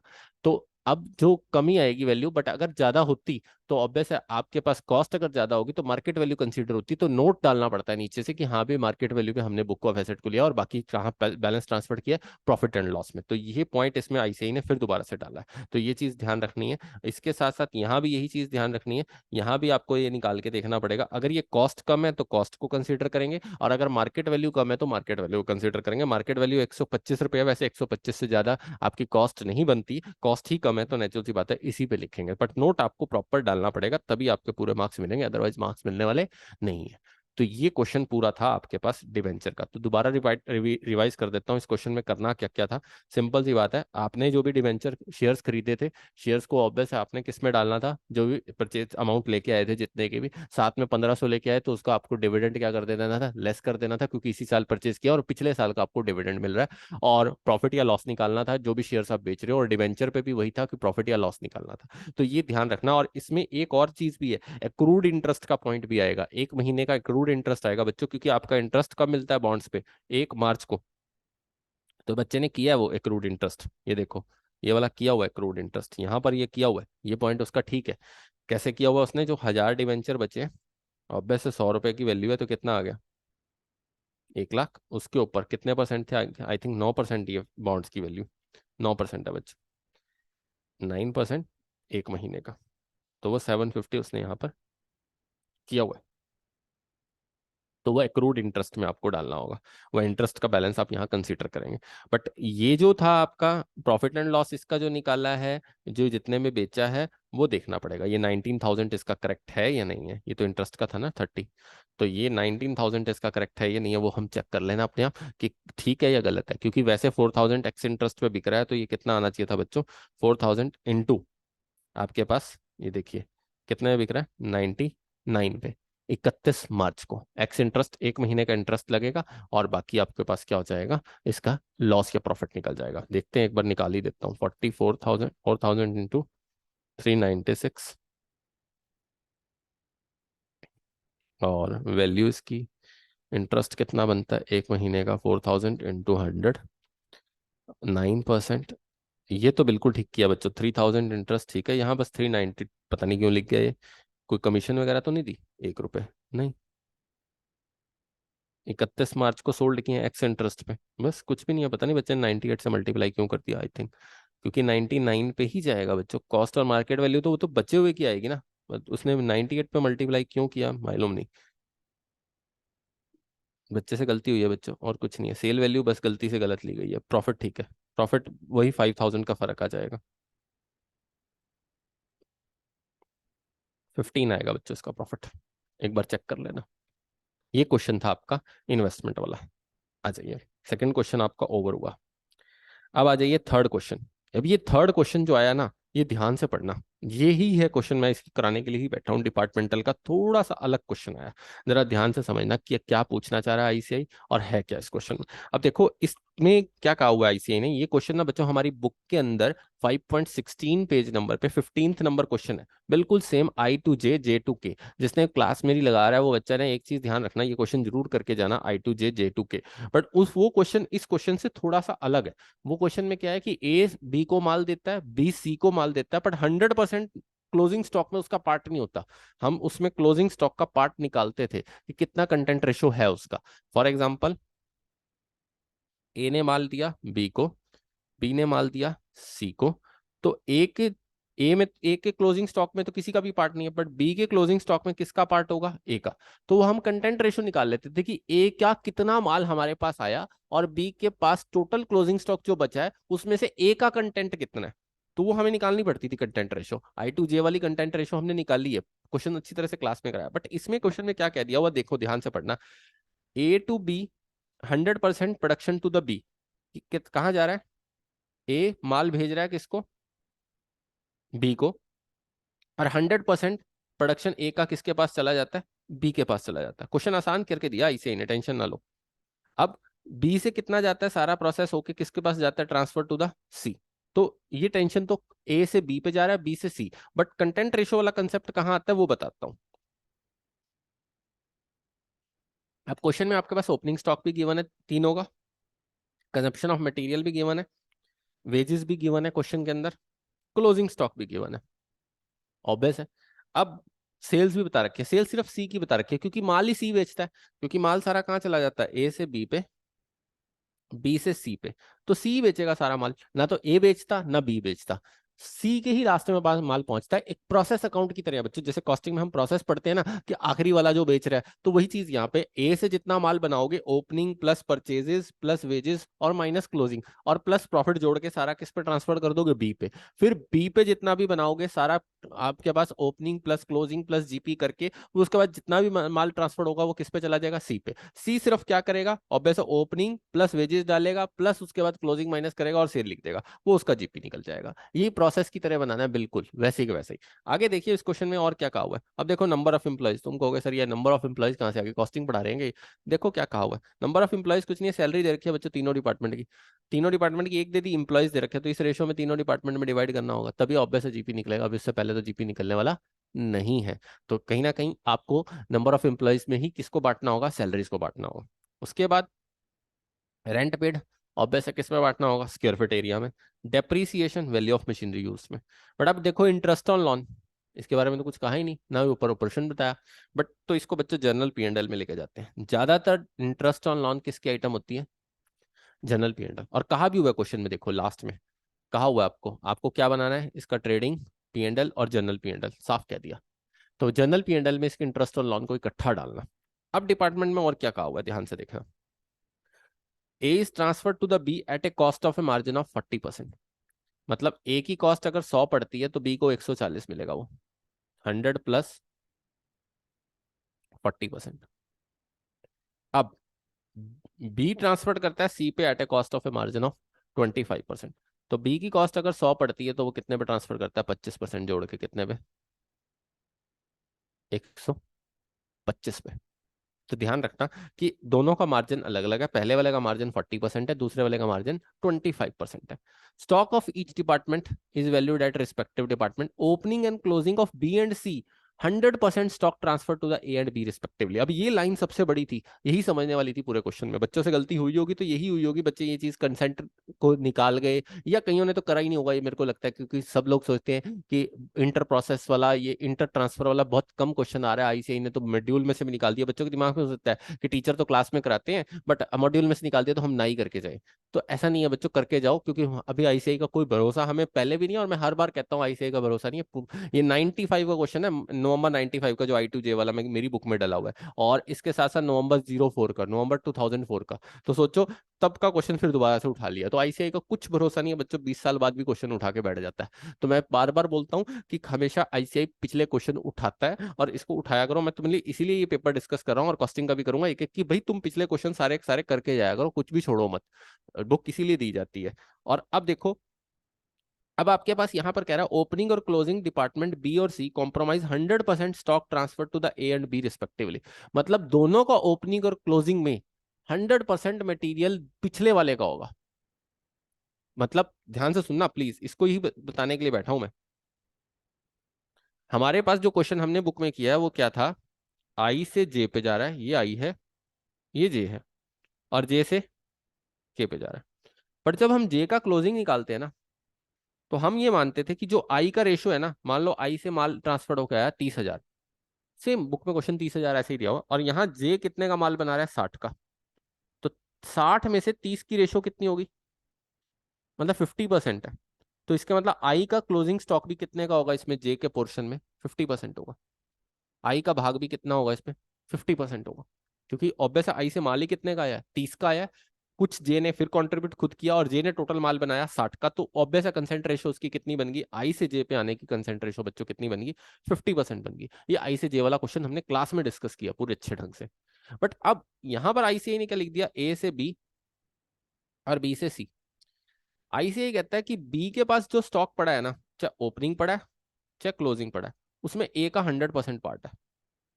मतलब जो क्लोजिंग स्टॉक बचता है ना, वो प्रीवियस प्रोसेस वाला ही, प्रीवियस डिपार्टमेंट वाला ही होता है। बीच वाले का जब कॉन्ट्रीब्यूटरी का कोई नहीं होता, मतलब बी अपना कॉन्ट्रीब्यूटरी नहीं बनता, बी के पास क्लोजिंग स्टॉक बचा है तो वो ए वाला ही होगा 100%, आपको सोचने की जरूरत ही नहीं है। तो अब आपके लिए अनरियलाइज प्रॉफिट निकालना बिल्कुल ईजी हो जाता है। अब इस वाले कंसेप्ट में अनरियलाइज प्रॉफिट बड़ा मुश्किल से निकलता था बच्चों, आपको परसेंटेज बनानी पड़ती थी। क्लोजिंग स्टॉक का 50% है तो फिर पहले 50 लेते थे, फिर उसका 20% उसमें रेशियो है तो 20 करते थे। देख भी लेना बुक में, क्वेश्चन बिल्कुल सेम है डिट्टो जो मैं बता रहा हूँ। मेरी बात को क्रॉस कॉन्ट्राडिक्टरी चेक करता है ये क्वेश्चन, पक्का पक्का बहुत अच्छे वाला है। बट अब जो बी से ए में है ना, इसमें 100% क्लोजिंग स्टॉक है, तो आप इसमें ना ओपनिंग का स्टॉक रिजर्व आपके सामने दिया ही नहीं हुआ। देखो यहाँ पर और दिक्कत है, हमारी बुक में जितने क्वेश्चन दिया हुआ ना उसमें ओपनिंग का स्टॉक रिजर्व गिवन है, यहाँ आईसीआई ने ओपनिंग का स्टॉक रिजर्व दिया ही नहीं। बच्चे के माइंड में वहां भी और दिक्कत आई होगी पेपर के अंदर, बच्चा कंफ्यूज हुआ होगा। बट आपके पास एक हिंट है, ए में तो कुछ नहीं होगा बच्चों, ए में तो किसी डिपार्टमेंट का स्टॉक रिजर्व बनेगा ही नहीं, अनरियलाइज्ड प्रॉफिट है ही नहीं किसी का। बट अब बी में हो सकता है, बी में किसका होगा, ए का होगा। अब बी का ओपनिंग कितना है, 220, और क्लोजिंग कितना है, 280। तो आप जब 100 ही परसेंट है तो आप अलग अलग मत निकालना कि ओपनिंग का स्टॉक रिजर्व कितना है, मुझे जीपी रेशो देखनी पड़ेगी, कुछ नहीं करना था, बिल्कुल आसान था इस क्वेश्चन को। 280 में से 220 माइनस मारते सीधे, कितना आ रहा है, 60। 10 20 में से 580 माइनस मारो सीधा, कितना बन गया, कैलकुलेट कर लेना बच्चों, गलती भी हो सकती है मुझसे। मैं एक बार कैलकुलेटर पे फिर भी दोबारा क्रॉस चेक कर देता हूँ। 560 बनता हो, 560 बनता।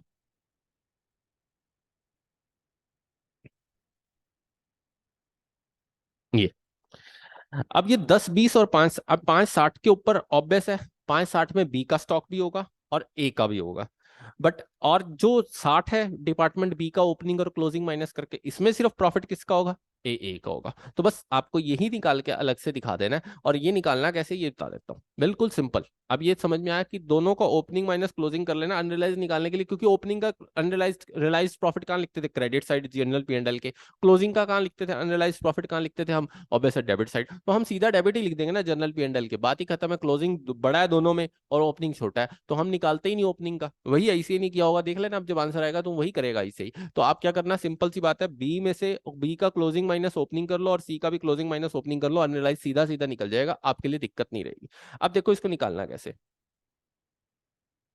अब बी के पास क्लोजिंग स्टॉक 60, हमने एक्सेस निकाला क्लोजिंग माइनस ओपनिंग करके, क्योंकि हम अनरियलाइज निकालने के चक्कर में नहीं आ रहे, हमने रियलाइज्ड को माइनस करके सीधा ले लिया क्लोजिंग माइनस ओपनिंग। और सी का कितना आ रहा है, क्लोजिंग माइनस ओपनिंग, हमने पकड़ा है 560। अब इस 60 में ए वाला प्रॉफिट होगा, कितने परसेंट ए से ट्रांसफर होकर आता था, 40। तो 60 में 40% होगा, तो ऑब्वियस 40/140 कितना निकल के आता है। अब ये सीधा जनरल पी एंड एल में डालना, बस सोचने की जरूरत ही नहीं इस क्वेश्चन को। ये आता है 17,142। अब इस 560 में बी वाला भी होगा, तो बी से कितने पे आ रहा था, 25% पे, पहले तो 25% लेस करो, 25/125, याद होगा ये पूरा कराया था मैंने, कितना बनता है, 25/125। ये देख लेना 560 ही बनता है ना, एक बार चेक कर लेना बच्चों। 1080, सॉरी 10 20 माइनस 5 20, 580। कैलकुलेशन मैंने गलत लिखी है बच्चों, 10 20 माइनस 580।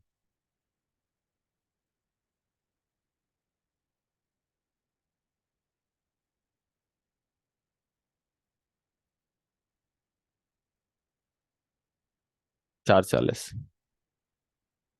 दिमाग में सही कैलकुलेट किया, और यहाँ आके तुम्हारे सामने यही होता है बच्चों, दोनों काम एक साथ करने मुश्किल हो जाते हैं कई बार। 440। अब इसमें 25/125 बी वाला है, पहले तो 25/125 करके बी वाला निकाल दो, कितना आता है, 88,000। अब ऑब्वियस है 440 में से 88 तो गए, किसका प्रॉफिट, बी वाला। तो ए वाला कितना होगा, अब आगे इसकी रेशो निकलती थी, वो कंसेंट रेशो है ही नहीं, क्वेश्चन बहुत ईजी हो गया, 3/52। अब इसमें कितना है, ए वाला कितना होगा, 40/140।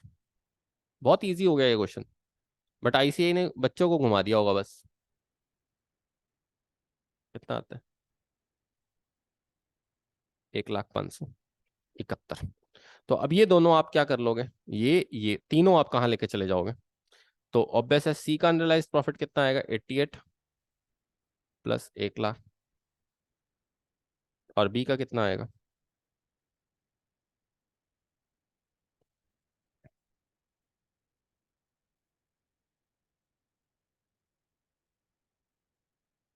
और ये बी का। ये आप कहाँ ले जाओगे, सीधा जनरल पी एंड एल में। देखते हैं बच्चे ने किया कि नहीं किया, देख लेते हैं बच्चे। उसका ही अकाउंट उठा लेते हैं। क्वेश्चन नंबर कौन सा था बच्चे? आई थिंक थर्ड का ए। थर्ड का ये रहा ए। A general P and L ही देखते हैं बच्चों। स्टॉक रिजर्व, नेट प्रॉफिट, इसने दोनों स्टॉक रिजर्व निकाले हैं बच्चों। हम कुछ कह नहीं सकते अब इसका स्टॉक रिजर्व। ठीक है, चेक कर लेते हैं। Cross 340 minus 231,573, 1,08,427। हमारा कितना बन रहा था देख लो, ये था 1,08,427 दोनों मिला के। नहीं बच्चों, देखो हमारा ज्यादा आ रहा है ना। अब यही मिस्टेक होगी बच्चों, यही ध्यान रखने वाला था। बच्चे से मिस्टेक हुई होगी स्टॉक रिजर्व में, कुछ भी होगा वो मैं बाद में चेक करके उसको बताऊंगा। देखिए आ गया ना फर्क, स्टॉक रिजर्व गलती निकला उससे। ये यहाँ पर ये इसने ओपनिंग और क्लोजिंग का फंडा पकड़ लिया। इंटरेस्ट ऑन लॉन इसने बिल्कुल ठीक ले लिया, यहाँ पर जनरल पी एंड एल की आइटम थी। बाकी इसने वेजेस सैलरीज ये प्रोपोर्शन ठीक किया होगा, रेंट डेप्रिसिएशन ये तो दिख ही रहा है, बच्चे को भी दिख रहा होगा, तो इजीली बच्चे ने मैनेज करा होगा। बट स्टॉक वाला कंसेप्ट यहाँ पर गड़बड़ होगी। तो ये देखो ये चीज देखने वाली थी बच्चों, ये क्वेश्चन था पूरा का पूरा आपका डिपार्टमेंटल का। आ जाओ बच्चों नेक्स्ट। पता नहीं इंस्टीट्यूट कहाँ कहाँ से नाम पकड़ के लाया, देखो टेकवुड। इस पर पता नहीं पूरा पेपर अलग अलग बनाया इंस्टीट्यूट ने, मतलब मुश्किल नहीं कह सकते, पता नहीं कहाँ से सोचा आईसीआई ने अलग अलग से नाम। अब देखो ये क्वेश्चन क्या है, सिंगल एंट्री सिस्टम का। अब आपके सामने इसमें क्या दी हुई है, बैलेंस शीट दी हुई है। देखो कैश इन हैंड है, कैश एट बैंक है, क्रेडिटर्स कैपिटल अकाउंट है। इन दोनों का बैलेंस टोटल करूंगा तो 1,10। अब इन सारों को जोड़ लो, डेटर समेत। देखो अगर ये 1,10 बनता है तो ये ओपनिंग बैलेंस शीट ही हो जाएगी आपके पास। देखो देखो बच्चों जोड़ के 428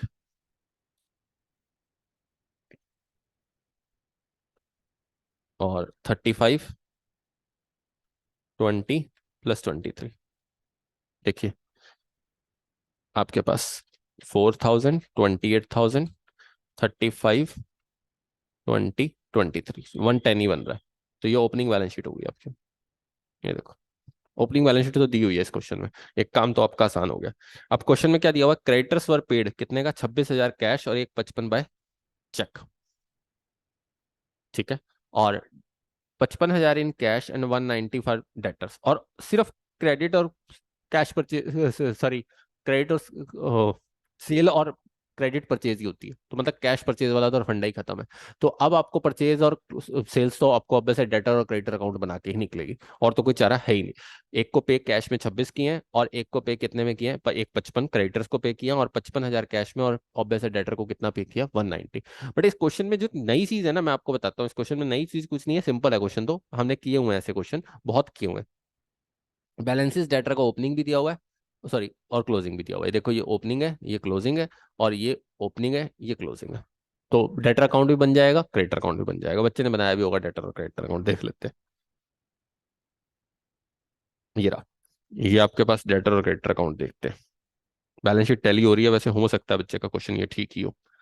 ये क्लोजिंग, और ये आपके पास, ये कैश में पे किया, ये बैंक से पे किया, ये ऑब्वियस है उसने कैश से पे किया, ये बैंक से पे किया, ये परचेजेस निकाल लिए उसने, और ये 2,9,201 सेल्स निकल गई। ठीक होगा बच्चों ये क्वेश्चन जहां तक है, 201 249 देख लेना। ओपनिंग स्टॉक आप उठा के यहाँ से ले लेते हो। ओपनिंग स्टॉक कितना दिया हुआ था आपके पास, 35, तो 35 यहाँ डाल दिया। क्लोजिंग स्टॉक आपके पास क्वेश्चन में ऑलरेडी मेंशन है, मुझे जरूरत नहीं है निकालने की, कितने का, 75। ये देखिए अब आपके पास यहाँ पर क्या आ गया, जीपी आ गया। ये जीपी यहाँ पर ट्रांसफर हो रहा है। कैलकुलेशन बच्चों आप लोग खुद देख लेना, कहीं कोई कहे कि बाद में सर नहीं हमने तो कुछ और देखा इसमें। बट कैलकुलेशन की रिस्पॉन्सिबिलिटी मैं अभी नहीं ले रहा, क्योंकि मैंने आज ही टेस्ट लिया 12:30 से 3:30, तो मैं अभी 3:45 क्लास रिकॉर्ड कर रहा हूँ उसके बाद, और मुझे कैलकुलेशन नहीं पता है। बट मैं क्या, मेरे को डाउट था, मैंने कहा तो बच्चों को साथ ही जिन टेस्ट लेने के बाद आज डिस्कशन हो जाए, पता लग जाए बच्चों को। ठीक है, अब इस क्वेश्चन में था क्या, जो मैंने क्वेश्चन रीड किया, देखो all the expenses were debit to the profit and loss account, but जिसमें से पेटी कैश एक्सपेंसेस कितने के हैं, 7500 पेड इन कैश। अब जितने भी एक्सपेंसेस हैं आपके पास सारे जाएंगे, बट जिसमें से 7500 रुपए के पेटी कैश एक्सपेंसेस कैश में पे किए हैं, बाकी सारे बैंक से पे होंगे। अब ये बात नोटिस करके रखना, जितने भी एक्सपेंसेस होंगे उसमें से 7500 रुपए कैश में पे होंगे, बाकी सारे बैंक से पे होंगे। बस ये पॉइंट लिखा, all the expenses debit to the profit and loss, ये तो पता ही है। But except petty cash expenses paid in cash, सिर्फ पेटी कैश एक्सपेंसेस को कैश में पे किया, तो इसका मतलब कैश अकाउंट जब बनेगा ना, उसमें से 7500 वहां पर जाएंगे, तो पहले प्रॉफिट एंड लॉस से आपके पास बैंक का बैलेंस निकलेगा, तब जाके क्वेश्चन निकलेगा। आप कहोगे सर प्रॉफिट एंड लॉस से कैसे, समझाता हूँ देखो। और आउटस्टैंडिंग एक्सपेंसेस कितने के, 2000, मतलब ये तो पे ही नहीं हुए। ये तो सीधा सीधा कहाँ लिखने पड़ेंगे आपको, प्रॉफिट एंड लॉस में। ये तो यहाँ लिखने पड़ेंगे बच्चों, कहाँ, अभी यहाँ लिख रहा हूँ, देख लेंगे बच्चे का ठीक है गलत है। ये तो पे ही नहीं हुए। अब नेट प्रॉफिट कितने का निकल के आ रहा है, पहले से क्वेश्चन में मेंशन है कितने का, 41 का। तो ड्राइंग्स कितने की, 10,000 की इन कैश में और 14,000 की चेक से। और डेप्रीसिएशन कितने परसेंट है, 10% on fixed assets. Fixed assets है कितने की, 20 की। तो 20 पे 10% डेप्रीसिएशन 2000, 20 पे 10% डेप्रीसिएशन कितने का, 2000 का। अब अब यहां ध्यान से देखना मेरी बात को, लॉजिक से समझना। मेरा 88 का जीपी था,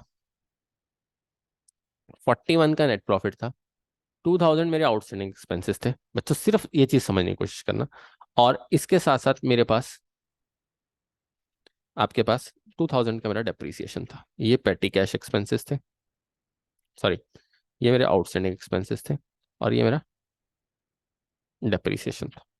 अब इसका मतलब 88 minus 41 net profit minus 2000 outstanding और 2000 मेरे एक्सपेंसेस कितने के होंगे, 43 के। यहां पर लिख सकता हूँ, बच्चे ने भी ठीक लिखा, 45 लिख दिया उसने, ऐड करके आउटस्टैंडिंग ले लिया होगा। बट अब इस 43 में से 7500 एक्सपेंसेस पेटी कैश के थे जो मैंने कैश में पे किए। तो इसका मतलब बच्चों 35,500 कौन से होंगे, जो बैंक में जाएंगे, जो सिर्फ कहाँ से पे किए होंगे ना, बैंक से पे किए होंगे।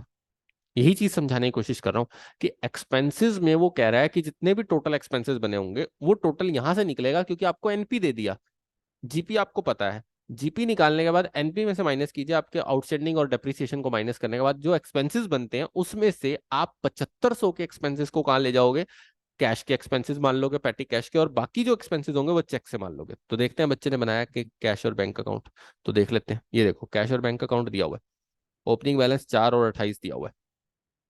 अब जो ये देखो बच्चे ने बिल्कुल ठीक किया, 35,000 रुपए उसने कहा लिखे हैं, 35,500 के एक्सपेंसेस उसने कहा लिखे हैं आपके पास बैंक में पे किया, और पेटी कैश के कितने, 7500 के। दिख रहा है बच्चों। और इसी के साथ साथ आपके पास जो क्रेडिटर्स को पेमेंट करी कैश में बैंक में, इसी तरीके से ड्राइंग्स लिख दी, बैलेंस आपके पास बच गया, और आपके पास डेटर्स का आ गया। तो ये बिल्कुल क्वेश्चन उसने सही किया। तो इस तरीके से ये क्वेश्चन करना था बिल्कुल, और बैलेंस शीट का टोटल ये आएगा आपको। बस पॉज करके देख भी सकते हो किसी क्वेश्चन में डाउट हो। ये तरीका था, ये इस क्वेश्चन में एक ही पॉइंट था, कि यही पॉइंट आपको ध्यान रखना था कि जो आपका 41 नेट प्रॉफिट बताया हुआ है और जीपी जितना बताया हुआ, उसका जो डिफरेंस है बच्चों, उसमें से आउटस्टैंडिंग पहले लेस कर लेना, डेप्रीसिएशन माइनस कर लेना, टोटल एक्सपेंसेस पता लग जाएंगे। उस एक्सपेंसेस में से 7500 के पेटी कैश में ले जाना, और बाकी किस में ले जाना, 35,500 के बैंक में ले जाना। तो बैंक अकाउंट तभी पूरा हो पाएगा, तब तक आपके बैंक अकाउंट पूरा नहीं होगा जब तक आप प्रॉफिट एंड लॉस नहीं बनाएंगे। बस ये क्वेश्चन में नया था, और कुछ नया नहीं था। मेरे को 10 नंबर क्वेश्चन ये इजी लगा। तो ये पॉइंट था आपके पास इस क्वेश्चन के अंदर। आ जाइए बच्चों, फोर्थ क्वेश्चन अब। हाँ जी देखो भाई, फोर्थ क्वेश्चन किस चीज का क्वेश्चन लग रहा है भाई आपके पास, तस्वीर लिमिटेड। क्या है, तस्वीर लिमिटेड की डिबेंचर्स दिया हुआ है, प्लांट एंड मशीनरी दी हुई है बच्चों, ट्रेड रिसीवेबल दिया हुआ है, लैंड दिया हुआ है। अब आपको क्लोजिंग स्टॉक बताया हुआ है, मिसलेनियस एक्सपेंसेस, कैश रिसीव्ड बताया हुआ है। बताओ बच्चों बनाना क्या है? देखो सिर्फ प्रॉफिट एंड लॉस बनाना है, सिर्फ क्या बनाना है, प्रॉफिट एंड लॉस। ध्यान से बच्चों, बैलेंस शीट नहीं बनानी, बैलेंस शीट नहीं बनानी। क्या बनाना है, प्रॉफिट एंड लॉस बनाना है। ये भी क्वेश्चन इजी था। क्यों इजी था, देखो आपके सामने, यहाँ से शुरू हो जाओ। डिवेंचर्स बैलेंस शीट की आइटम है, लॉन्ग टर्म बोरिंग्स में लेके जाएंगे। प्लांट एंड मशीनरी कॉस्ट पे दी हुई है, तो इसका मतलब प्रोविजन फॉर डेप्रिसिएशन भी दिया होगा, पीपी लिखने के लिए, यस दिया हुआ है। देखो बैलेंस शीट में जब बनती तो हम लिखते, हमें बनाने की जरूरत नहीं है, तो हम क्यों सोचेंगे इसके बारे में। ट्रेड रिसीवेबल दिया हुआ है, ये भी बैलेंस शीट की आइटम है। लैंड दे रखी है, balance sheet. Debenture interest, bank interest, ये देखो ये चाहिए होंगे हमें, ऑब्वियस है। फाइनेंस कॉस्ट में जाएंगे दोनों के दोनों, किस में लेके चलेंगे, फाइनेंस कॉस्ट में। सेल्स दी हुई है आपको, ट्रांसफर फीस और डिस्काउंट रिसीव्ड ये अदर इनकम्स के पार्ट बनेंगे। परचेजेस आपके सामने है, सेल्स माइनस परचेजेस करने की बजाय आपको पहले क्या करना होगा, ओपनिंग इन्वेंट्री दी हुई है, क्लोजिंग इन्वेंट्री ये देखो दी हुई है आपके सामने, तो चेंजेस इन इन्वेंट्री निकाल लेंगे आप। इसके साथ साथ आपके पास फैक्ट्री एक्सपेंसेस दिए, rent, repair, sundry expenses, director fees, ये आपको सब कुछ दिया हुआ है। अब नोट्स टू अकाउंट्स में क्या क्या लेके चलना है, देखो क्लोजिंग स्टॉक आ गया। अब देखो मिसलेनियस रिसिप्ट में जो पार्ट है, ये देखो यहाँ मिसलेनियस रिसिप्ट दी हुई है, ये नया पॉइंट था, यही बताना था। मिसलेनियस रिसिप्ट में 1,42,800 दिए हुए हैं। अब बच्चे सोचेंगे इसको अदर इनकम ले लें, नहीं बच्चों, अगर कुछ कह रखा है तो पहले उसको पढ़ो। वो क्या कह रखा है, कहता है मिसलेनियस रिसिप्ट में cash received from the sale of plant 1,422 को जो कॉस्ट थी उसकी 1,65,750, जिसका डेप्रीसिएशन बनता था कितने का, 24,865। हमारे पास एक प्लांट था, कितने की वैल्यू रखता था, 1,65,750। इसकी अकुमुलेटेड डेप्रीसिएशन, मतलब आज तक का डेप्रीसिएशन कितना बनता था, माइनस कर देते हैं, वैल्यू कितनी होगी आज की,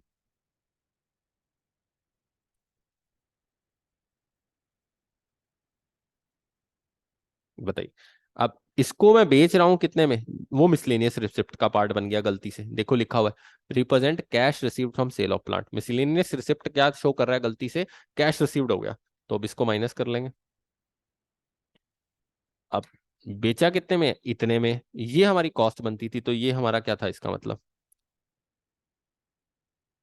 ये हमारा था क्या था, प्रॉफिट, तो ये अदर इनकम का पार्ट बनेगा सिर्फ, ना कि पूरी 1,42,800 अदर इनकम का पार्ट बनेगी। तो ये क्वेश्चन में लिखा हुआ था मिसलेनियस रिसिप्ट में सेल ऑफ प्लांट की आपको वैल्यू दे दी गई, पर जबकि वैल्यू सेल ऑफ प्लांट की नहीं है, तो आप मिसलेनियस रिसिप्ट में कितने को लिखेंगे, सिर्फ आप अदर इनकम का पार्ट बनाएंगे, 1,935 का। अब लैंड रिवैल्यूड हो रही है, तो ऑब्वियस है लैंड की वैल्यू कितनी है, वो रिवैल्यूएशन रिजर्व में जाता, ये दी हुई है, तो उसके लिए आप रिवैल्यूएशन रिजर्व बना सकते हैं, पर आपको तो बैलेंस शीट बनानी नहीं है, तो बट आप क्वेश्चन में नोट्स टू अकाउंट्स में डालेंगे इसको। डेप्रीसिएशन 10% लगाना है कॉस्ट के ऊपर, ऑब्वियस है कॉस्ट के ऊपर, ये कॉस्ट दी हुई है ऑलरेडी, आपको अलग से लेने की जरूरत नहीं है, स्ट्रेट लाइन आएगा सीधा, जो डेप्रीसिएशन बनता है वो इसी के ऊपर बन जाएगा, और जो बिक गया उसको लेस कर देना सेल ऑफ प्लांट को।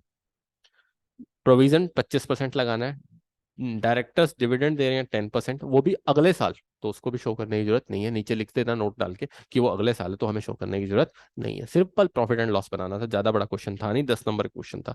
देखते हैं बच्चे ने किया हुआ तो आपको बता देता हूँ। ये देखिए आ गया बच्चों इसके पास, आपके पास सेल ऑफ, ये देखो बच्चा सेल लेके चल रहा है 47,2200, अदर इनकम लेके चल रहा है, कौन कौन सी देखते हैं, अदर इनकम किस किस को लिया उसने, 38,250 प्लस 66,300, 10,450, और कौन कौन सी अदर इनकम ले गया बच्चा, बैंक, आपके पास ट्रांसफर फीस, डिस्काउंट रिसीव्ड, और कौन सी इनकम ले लिया उसने, देखते हैं कहीं गलती की होगी, ट्रांसफर फीस ले लिया, discount received, interest on investment दे रखी है कहीं, देख लेते हैं बच्चों, इंटरेस्ट ऑन इन्वेस्टमेंट हमारे पास कहीं दी हो, यस बच्चों दी हुई है 55,000, देखो बिल्कुल ठीक लिया बच्चे ने क्वेश्चन, देख सकते हो आप, ये देखो अदर इनकम में ले गया, 1,915, ये आपके पास मैंने निकाल के ही दिखाया है, ये आपके पास अदर इनकम आ गई, तो ये क्वेश्चन यहाँ उसका ठीक है बिल्कुल। ये देखिए परचेजेस आपको दी हुई हैं, चेंजेस इन इन्वेंट्री ले लो, depreciation, notes to account, other expenses, ये देख के आपका टैक्स निकल जाएगा और आफ्टर टैक्स आपका प्रॉफिट आ जाएगा, ये आपका क्वेश्चन पूरा बनता है, देखो देख सकते हो, ये क्वेश्चन था बिल्कुल सिंपल, कुछ भी नहीं था। पॉज कर करके बच्चे देखना क्वेश्चन अपने आप सॉल्व करके, आपको एक एक चीज का आंसर मिलेगा, ये बिल्कुल सिंपल सही क्वेश्चन बनाया हुआ है, आपको टेंशन लेने की जरूरत नहीं है। लैंड को भी दिखाया हुआ है, देखो बैलेंस जितना था, ये सॉरी कैश फ्लो का क्वेश्चन है, रुक जाओ, बस यहीं तक होगा ये, हम्म, यहीं तक है बच्चों, ये आगे वाला क्वेश्चन मत कंसीडर करना, ये उससे बाय मिस्टेक गलत हुआ है, कैश फ्लो का क्वेश्चन है, ये नीचे से यहाँ पर आके अटैच हुआ है, पीडीएफ गलत लगाई हुई है बच्चे ने, टेस्ट सबमिट करते हुए गलती हुई है उससे, ये पूरा क्वेश्चन है बच्चों आपके सामने, बस कुछ भी नहीं था 10 नंबर का। आ जाओ, अब अगला क्वेश्चन कैश फ्लो का था, ये भी इजी था बच्चों, अब कैश फ्लो क्वेश्चन दिखाते हैं, ये तो मैं आपको उसके साथ साथ ही सॉल्व करवा देता हूँ अगर उसका ठीक है तो,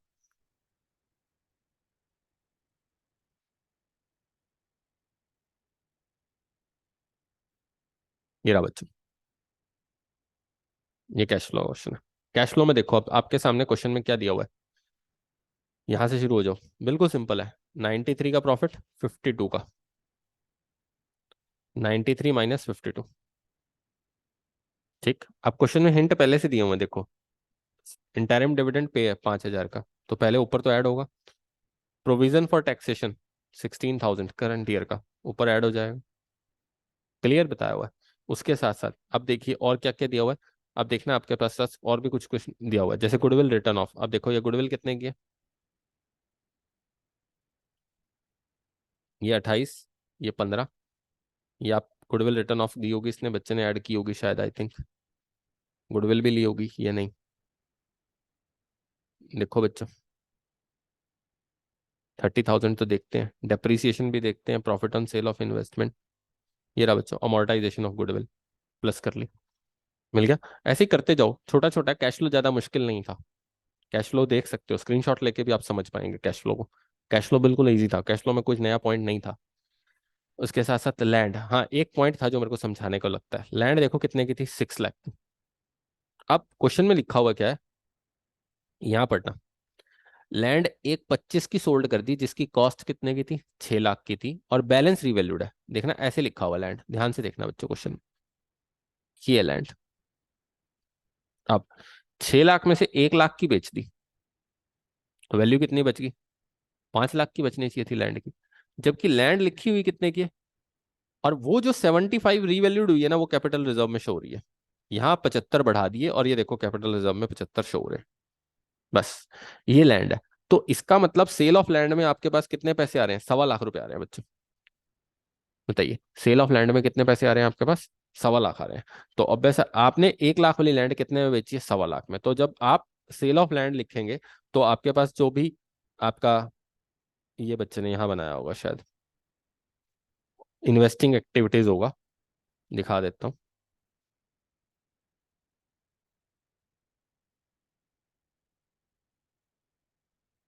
ये रहा,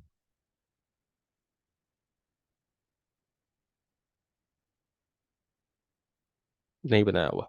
इन्वेस्टिंग एक्टिविटीज, ऑपरेटिंग पूछा हुआ क्या खाली, कैश फ्लो फ्रॉम ऑपरेटिंग, बस पूछा ही नहीं हुआ ऑपरेट। देखो क्वेश्चन में 10 नंबर में और आसान किया हुआ है, आपसे पूछा ही सिर्फ क्या हुआ है, ऑपरेटिंग हुआ है, तो आपको सिर्फ ऑपरेटिंग ही निकालना था। बट कि अगर आप इन्वेस्टिंग बनाते हैं, तो उस केस में 1.25 लाख रुपए आप वहां सेल ऑफ लैंड यूज करेंगे, वहां यूज नहीं करनी थी। तो ये पॉइंट आपको एक अलग से दिया हुआ था। इसके साथ साथ और क्या क्या दिया हुआ है जो आपको यूज आने वाला है, पॉइंट इसमें से पढ़ लेते हैं। आपने एक व्हीकल सोल्ड करी है 3,000 की, न्यू परचेज कोई करी नहीं। व्हीकल कितने की थी आप देख लेते हैं एक बार। व्हीकल थी 28,000 की, ऑब्वियस है 22 की दिख रही है। तो 6,000 वाली 3 में बिकी है बच्चों। व्हीकल के ऊपर कोई डेप्रिसिएशन की बात हमें कहीं दिखती नहीं है। दिखती है बच्चों, कितने की है, प्रोवाइडेड ड्यूरिंग द ईयर, कितने की हमें दी हुई है, 2200 की। तो फिर ऑब्वियस है, अब आप ऐसा देख सकते हो, 28 की दी हुई है आपको, अब वैल्यू कितने की दिख रही है, 22 की। अकाउंट बना लेना। अब 22 में अकॉर्डिंगली अगर 2200 डेप्रिसिएशन चार्ज होता, तो इसकी वैल्यू कितनी होनी चाहिए थी, 24,200। अब डिफरेंस कितना है आपके पास, 28 माइनस 24,200। मैं दूसरे तरीके से कर रहा हूँ बच्चों, कहीं सोचो कैसे कर दिया सर ने, 3,800। जबकि बिकी कितने में है, 3,000 में। तो 800 आपके पास loss on sale of vehicle आ जाएगा, देख सकते हो। Loss on sale of vehicle निकाला होगा बच्चे ने, देखो 800। मैं दूसरे तरीके से करके दिखाया मैंने, आप अकाउंट बना के कर सकते हो, कोई दिक्कत नहीं है। मैंने तो उठा के सीधा करके दिखा दिया आपको, loss on sale of vehicle कितने का आएगा, 800 आएगा।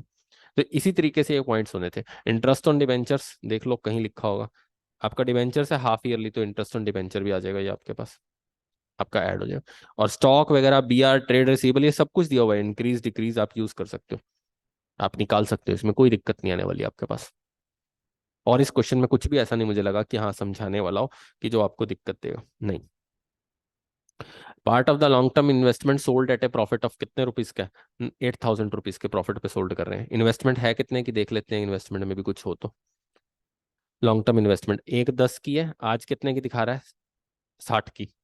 देखो अब इसमें कोई हमें कुछ बता रखा है नहीं, बस कितने की सोल्ड कर रहे हैं, प्रॉफिट पे बेच रहे हैं 68 की। तो 8 प्रॉफिट पहले से ही बता रखा है, तो आप सिर्फ प्रॉफिट यूज करोगे, आपको क्या लेना, आपको कुछ है ही नहीं, क्योंकि जब आपने इन्वेस्टिंग बनाना ही नहीं, तो आपको सोचने की जरूरत नहीं है। अगर इन्वेस्टिंग बनाना होता तो वो यूज होता बच्चों, अदरवाइज यूज ही नहीं होगा। अदरवाइज फिर उसको कितना लिखते हैं, याद करो, 1,10 और 60 का डिफरेंस कितना होता है? 50। 50 प्लस 8 का प्रॉफिट लिया तो आप बेचते कितने में इसको? 58 में। तो फिर वहां यूज होता है आपके पास सेल में। तो अब आपको सोचने की जरूरत नहीं है। आ जाइए नेक्स्ट, व्रिंगलर लिमिटेड। और तो इसमें कोई पॉइंट नहीं रह गया ना? नहीं बच्चों, इंटरेस्ट ऑन इन्वेस्टमेंट ये भी इन्वेस्टिंग का ही पार्ट है। यहाँ तो नहीं आएगा आपके पास, यहाँ की जरूरत ही नहीं है हमें ऐसी चीजें। इंटरेस्ट ऑन इन्वेस्टमेंट बस इसमें से लेस हो जाएगा ऑपरेटिंग एक्टिविटीज में से, क्योंकि वो इनकम का पार्ट बना होगा तो वो लेस कर देंगे। किसमें? प्रॉफिट एंड लॉस में, इसलिए वो लेस होगा, बाकी कुछ नहीं होगा। व्रिंगलर लिमिटेड। अब ये क्वेश्चन कौन सा दिया हुआ है देखो भाई, सेल्स दी हुई है, profit on sale of investment, cost of goods sold, printing and stationery. बच्चों ये बहुत इजी क्वेश्चन है, सबसे ज्यादा अच्छा क्वेश्चन था ये। Profit prior to incorporation. अब ये देखना ये क्वेश्चन, इसी बहाने कर लो अच्छे ढंग से, 10 नंबर में ये क्वेश्चन कंप्लीट हो जाएगा। आ जाओ भाई, सेल्स आपके सामने दी हुई है, इंटरेस्ट ऑन इन्वेस्टमेंट। अब बताते जाओ मुझे कौन कौन सी चीज कहाँ कहाँ जाती है, कितनी कितनी, बताते के जाओ। मैं तो रिकॉर्ड ही कर रहा हूँ आज। मैं किससे बात कर रहा हूँ आज? अपने आप में बोल रहा हूँ आज तो। चलो आ जाओ।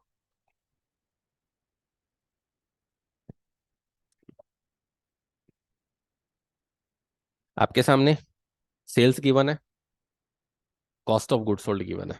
बताइए, sales minus cost of good sold आपका क्या आ जाएगा?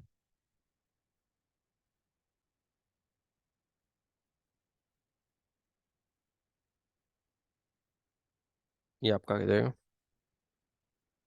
Gross profit. ये 64,40,000। आपका 55,30,000 का जीपीआर है। वहां से आप क्वेश्चन स्टार्ट कर सकते हो। अब आपको interest on investment, profit on sale of investment, अब बताइए ये सब चीजें आपको प्री और पोस्ट में बांटनी है। अब ये इन्वेस्टमेंट किसका पार्ट है, प्री का है पोस्ट का है, ये भी क्वेश्चन में बाद में देखेंगे, क्वेश्चन समझाएगा तो ही हमें पता लगेगा, हम नहीं कह सकते ये प्री का है पोस्ट का है। प्रिंटिंग एंड स्टेशनरी किस में जाता है ज्यादातर? टाइम रेशो में। अब पहले तो ये देखते हैं टाइम रेशो क्या बनती है। 1 अप्रैल को बिजनेस स्टार्ट कर रहे थे, बट आपको इनकॉर्पोरेशन कब हुआ? 1 अगस्त का। अप्रैल, मई, जून, जुलाई। टाइम रेशो कितनी बन जाएगी? 4 months. August to 31 March, 8 months आपकी क्या बन जाएगी? और वैसे पोस्ट तो रेशो क्या आ जाएगा? 1:2। अब इसको किसको लेके जाओगे? टाइम रेशो में। अब सेल्स मैनेजर सैलरी, ज्यादातर सेल्स मैनेजर सैलरी सेल्स में जाती है, सेल्स रेशो में। बट अब इस क्वेश्चन में बच्चों जो डिफरेंट था ना, मैं वही बताने की कोशिश कर रहा हूँ, वो देखना। अब इस क्वेश्चन में ना, यहाँ देखो, यहाँ ना एक चीज लिखी हुई है, ये point. The salary of sales manager was increase by 5,000 from 1 July. अब जब कोई चीज सैलरी फिक्स इंक्रीज होती है ना बच्चों, तो वो टाइम रेशो की ही चेंज हो सकती है, फिक्स तो नहीं हो सकती अदरवाइज। अगर सेल्स रेशो में होती तो ऑब्वियस है सैलरी फिक्स नहीं इंक्रीज हो सकती। परसेंटेज लिखा होता, कमीशन इंक्रीज हुई है, परसेंटेज 2% इंक्रीज हो गया, 1% इंक्रीज हो गया, तो मैं मानता हूं। बट यहां पर क्वेश्चन में क्या लिख दिया कि इतनी सैलरी बढ़ गई, इतनी सैलरी बढ़ गई, और सैलरी है कितनी आपके सामने। और पहले मैं सेल्स रेशो ही निकाल के दिखा देता हूं ताकि तुम क्वेश्चन में और कंफ्यूज ना हो। देखो, आपको सेल्स कितनी कितनी दी हुई है? अप्रैल की सेल्स टू जून दे रखी है सेल आपको 840। जुलाई से जनवरी तक सेल अलग दे रखी है, और फिर फरवरी और मार्च की सेल अलग दे रखी है। अब ये अलग सा ही कंसेप्ट पकड़ा हुआ है, आपको इसी कंसेप्ट को पकड़ के आपको सेल्स रेशो निकालनी है। दिखाता हूं मैं कैसे निकालनी है। बहुत इजी था, बस हल्का सा दिमाग लगाना है। करे हुए हमने ऐसे क्वेश्चन।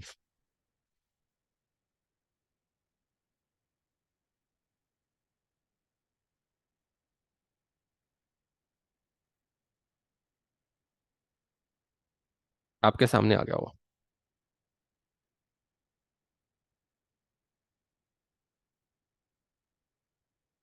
ये देखिए। अब इसमें क्या है, अप्रैल लिखते हैं, मई,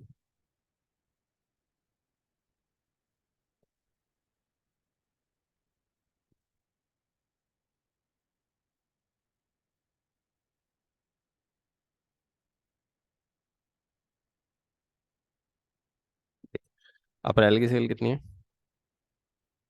840। अप्रैल से जून तक 840 है। मई में कितनी सेल हो जाएगी आपके पास? जुलाई में कितनी हो जाएगी? 9 लाख। 9 लाख। सितंबर में भी 9 लाख, जनवरी तक 9 लाख चल रही है।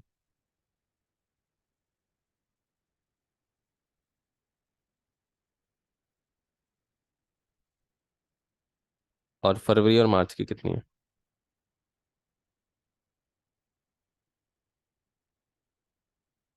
ये आपको सेल्स दी हुई है।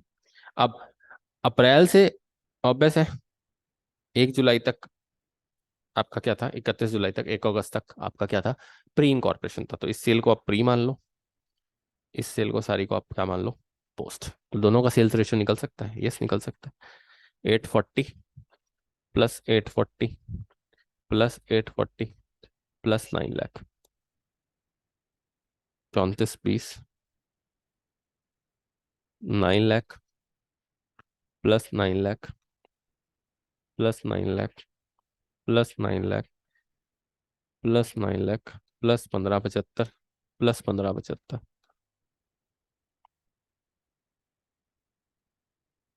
देखो बच्चे, एक बार टोटलिंग दोबारा कर लो, कहीं गड़बड़ हो जाए। 9 लाख प्लस 9 प्लस 9 प्लस 9, वैसे 9 ही काउंट कर लेते ज़्यादा अच्छा है। कितने बनते हैं, 1 2 3 4 5 6, 54 लाख प्लस 1575 प्लस 1575, ये बनता है।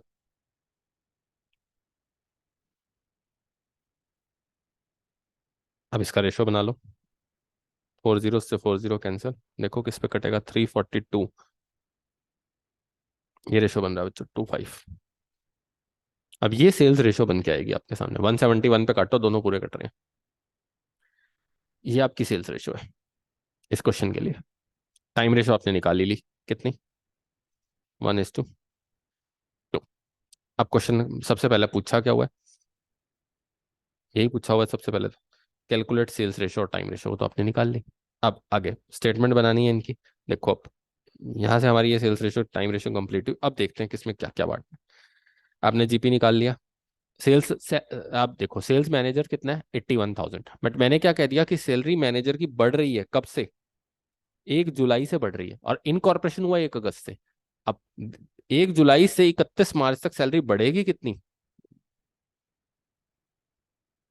5,000 इंटू 9, पूरे 9 मंथ्स की सैलरी बढ़ गई, कितनी, 45,000। 5,000 से इंक्रीज होगी पर मंथ, ये देखो लिखा हुआ है क्वेश्चन में, ध्यान से पढ़ सकते हो। ये देखो 5,000 पर मंथ इंक्रीज हो गई है। तो salary of the sales manager increase, तो 81 में से इसका मतलब पहले 45 लेस करेंगे, कितना बचेगा, 36। इसको हम किस में बांटेंगे, टाइम रेशो में, क्योंकि फिक्स सैलरी है ये। Otherwise salary of the sales manager ज्यादातर सेल्स रेशो में जाती है, बट ये फिक्स है बच्चों, इसमें कुछ और मेंशन नहीं है, और हर साल बढ़ भी फिक्स रही है, तो इसको ऑब्वियस है किस में लेके जाना पड़ेगा आपको, टाइम रेशो में। नीचे नोट डाल देना ज्यादा है, बाकी आईसीआई का सॉल्यूशन आएगा तब देख सकते हो। बाकी मेरा तो 100% मानना यही है कि ये टाइम रेशो में जाने वाली है। ये 12 और 24 प्लस, अब 1 जुलाई से सैलरी बढ़कर कहाँ तक पहुंची थी, 31 मार्च तक 5,000 बढ़ी थी। तो 1 जुलाई से लेकर 31 जुलाई तक प्री इनकॉर्पोरेशन का पीरियड था, और पोस्ट कब था, ऑब्वियस है 5,000 इंटू 8 महीने पोस्ट था, 1 अगस्त से। तो 40,000 पोस्ट वाले में जुड़ जाएंगे, और 5,000 प्री में रह जाएंगे। तो जो 12 और 24 बांटे हैं इसमें, यहाँ 17 हो जाएगी, और यहाँ 40 और जुड़ के यहाँ कितने हो जाएंगे, 64। ये आपके पास पूरा सैलरी का पॉइंट था सेल्स मैनेजर की। नेक्स्ट देखते हैं इसमें पॉइंट कौन सा है। ये क्वेश्चन थोड़ा सा पूरा बता देता हूँ अगर तुम्हें लग रहा है। डोनेशन, अब देखो डोनेशन के बारे में नीचे लिख दिया क्वेश्चन में, सोचने की जरूरत नहीं है कि पोस्ट में डालना है कहाँ। देखो डोनेशन पब्लिक पार्टी को किसने दी है, बाय द कंपनी, कंपनी तो इनकॉर्पोरेट ही है, 1 अगस्त को, ये तो सारा के सारा किस में डाल दो, पोस्ट में डाल दो। डोनेशन को कहाँ ले जाओगे, पोस्ट में। उसके बाद, उसके बाद आपके पास रेंट कितना है, 135। अब रेंट रेंट जाता है टाइम रेशो में, रेंट के बारे में कुछ लिखा है तो देख लेते हैं। देखो रेंट के बारे में कुछ लिखा हो, देखो बच्चों, नहीं लिखा हुआ, रेंट को टाइम रेशो में जाने दो। बेड डेप्ट्स, 67,000, बट इसके बारे में कुछ लिखा है 67 के बारे में। अब बेड डेप्ट्स में देखो, बेड डेप्ट्स में कहता है हमने बेड डेप्ट्स रिकवर्ड थे 17,000 के, वो नवंबर में हमें ऑब्वियस सेल के बदले हमें मिले हैं, बट मेंशन कर दिया हमने बेड डेप्ट्स में, बेड डेप्ट्स रिकवर्ड माइनस कर रखे हैं बेड डेप्ट्स में से। तो बच्चों ये गलत है, आपको बताया हुआ मैंने क्या करना होता है इसमें। हम क्या करेंगे, 67,000 बेड डेप्ट्स है, पहले 17 ऐड करो, पूरे बेड डेप्ट्स बनाओ, कितना आएगा, 84,000। अब इस 84,000 को किस में बांटो, सेल्स रेशो, क्योंकि बैड डेब्ट्स तो किस में जाते हैं, सेल्स रेशो में। रेशो क्या है, सेल्स रेशो, ऑब्वियस है, कितनी आएगी आपके पास, 1:, सॉरी 2:5, 2:5 निकाली थी। तो 84,000 इंटू 2:5, 24 एक आएगा, 84,000 इंटू 5 60 एक आएगा। अब ये जिसकी इनकम होंगे बैड डेब्ट्स रिकवर्ड उसमें जाएंगे। अब नवंबर 22 की सेल पोस्ट में आ रही थी ना, तो ऑब्वियस है पोस्ट में यहाँ के जोड़ दो, पोस्ट के इनकम में लिख देना, कहीं बैड डेब्ट्स में ही माइनस कर दो, ये तो बैड डेब्ट्स में चार्ज कर लेना एक्सपेंसेस साइड में से, और ये पोस्ट की क्या लगा देना, इनकम में बना देना। ये था बैड डेब्ट्स का पॉइंट। नेक्स्ट देख सकते हो इसके बाद, अब अंडर राइटिंग कमीशन पोस्ट का पार्ट है, डेप्रीसिएशन टाइम रेशियो का पार्ट है। डेप्रीसिएशन के बारे में कुछ कह तो नहीं रखा, नहीं कह रखा बच्चों। उसके बाद और interest paid on debentures, obvious है डिबेंचर्स ज्यादातर बच्चों पोस्ट का ही पार्ट होते हैं क्योंकि कंपनी इशू करती है। ऑडिट फीस पोस्ट का पार्ट है, कुछ कह रखा है तो देख लेंगे। Audit fees प्रिटेन्स to Bangalore limited, तो पोस्ट का ही पार्ट हो गया। और रेंट में भी अब एक कंसेप्ट है, देखो हमने देखा नहीं था, 1 जून से रेंट 31 अगस्त 2022 तक एक्स्ट्रा स्पेस लेना पड़ा जिसका 5,000 एडिशनल रेंट था। तो अब रेंट था कितना, देखो रेंट था कितना आपके पास, 1,35, तो रेंट भी एक बार निकाल देते हैं। 1 जून से लेकर बच्चों, ऑब्वियस है 31 अगस्त तक कितने महीने बनते हैं, 5, 5, 5, 15,000 लेस करेंगे पहले इसमें से, बना 1,20। अब इसको टाइम रेशियो में डिवाइड कर लो, टाइम रेशियो क्या है, ऑब्वियस है 1:2, कितना आ जाएगा, 40, 80। अब जून जुलाई किस में आते हैं, ऑब्वियस है आपके पास प्री में आते हैं, उसका रेंट यहाँ ले लेना ऐड। और पोस्ट में कौन सा आते हैं, अगस्त आपका पोस्ट में आता है, तो ये 85 पोस्ट में लिख लेना और इसमें कितने लिख लेना, 50। उसके बाद आपके पास interest on loan, sundry office expenses, sundry office expenses को टाइम रेशियो में ले जाते हैं। इंटरेस्ट ऑन लोन देखते हैं बच्चों किसमें कहा हुआ है, देखिए there was a loan of 15 lakh, interest 10% है, रीपेड कब हो रहा है, देखो अब इसका मतलब ये पूरा लोन किसका था, पहले से चला आ रहा था बच्चों, तो ये प्री क्या कब पेड हो रहा है, 1 सितंबर का। तो 1 सितंबर को जब ये पेड हो रहा है तो प्री में कितना जाएगा, ऑब्वियस है किस रेशो में जाएगा, इंटरेस्ट ऑन लोन। 1 अगस्त को कंपनी इनकॉर्पोरेट हो रही है, खुद सोचो, तो मतलब 1 अगस्त से पहले वाला सारा प्री में और इंटरेस्ट ऑन लोन वाला 1 अगस्त अगस्त वाला किसमें, पोस्ट में। तो क्या रेशो बन जाएगी इंटरेस्ट ऑन लोन की, 4:1, क्योंकि अप्रैल मई जून जुलाई ये आपके पास किस में चला गया, प्री में, और सिर्फ अगस्त अगस्त वाला किस में चला जाएगा, पोस्ट में। तो इंटरेस्ट ऑन लोन को किस में बांटोगे, 4:1 में। आ रहा है समझ में, ये आपका पूरा का पूरा क्वेश्चन था, इसमें और कुछ मेरे ख्याल से है नहीं, देख लेते हैं बच्चे ने बनाया तो आपको दिखा देता हूँ।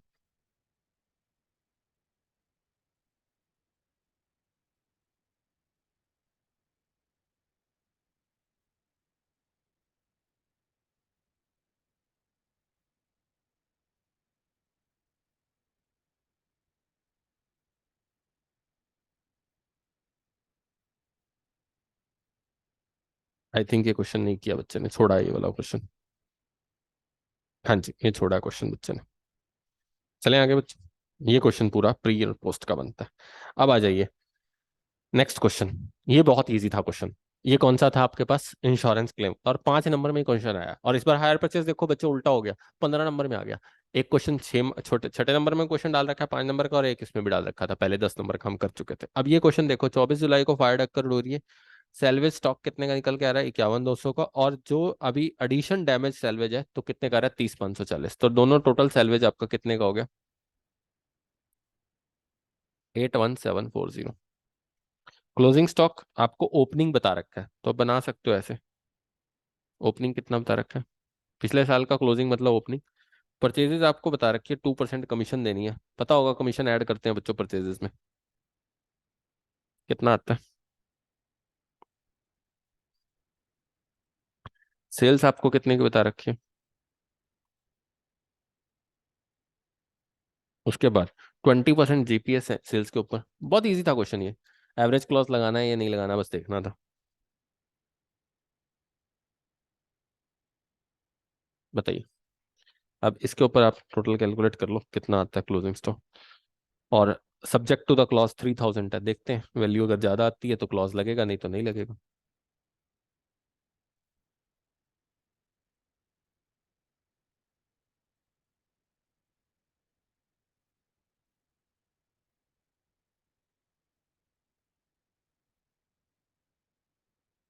देखना बच्चों, यही आ रही है आई थिंक वैल्यू,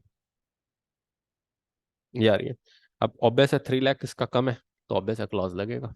तो क्या लगेगा आपका, कितने की वैल्यू दी हुई है। और इसमें से माइनस करेंगे 354, 540 माइनस सैलवेज कितना रिकवर्ड हो रहा है।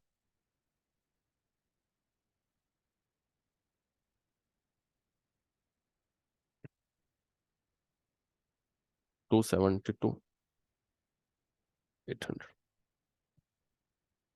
मिल गया बच्चों। ये आपके पास लग जाएगा, कितना आता है एक बार चेक कर लेना बस।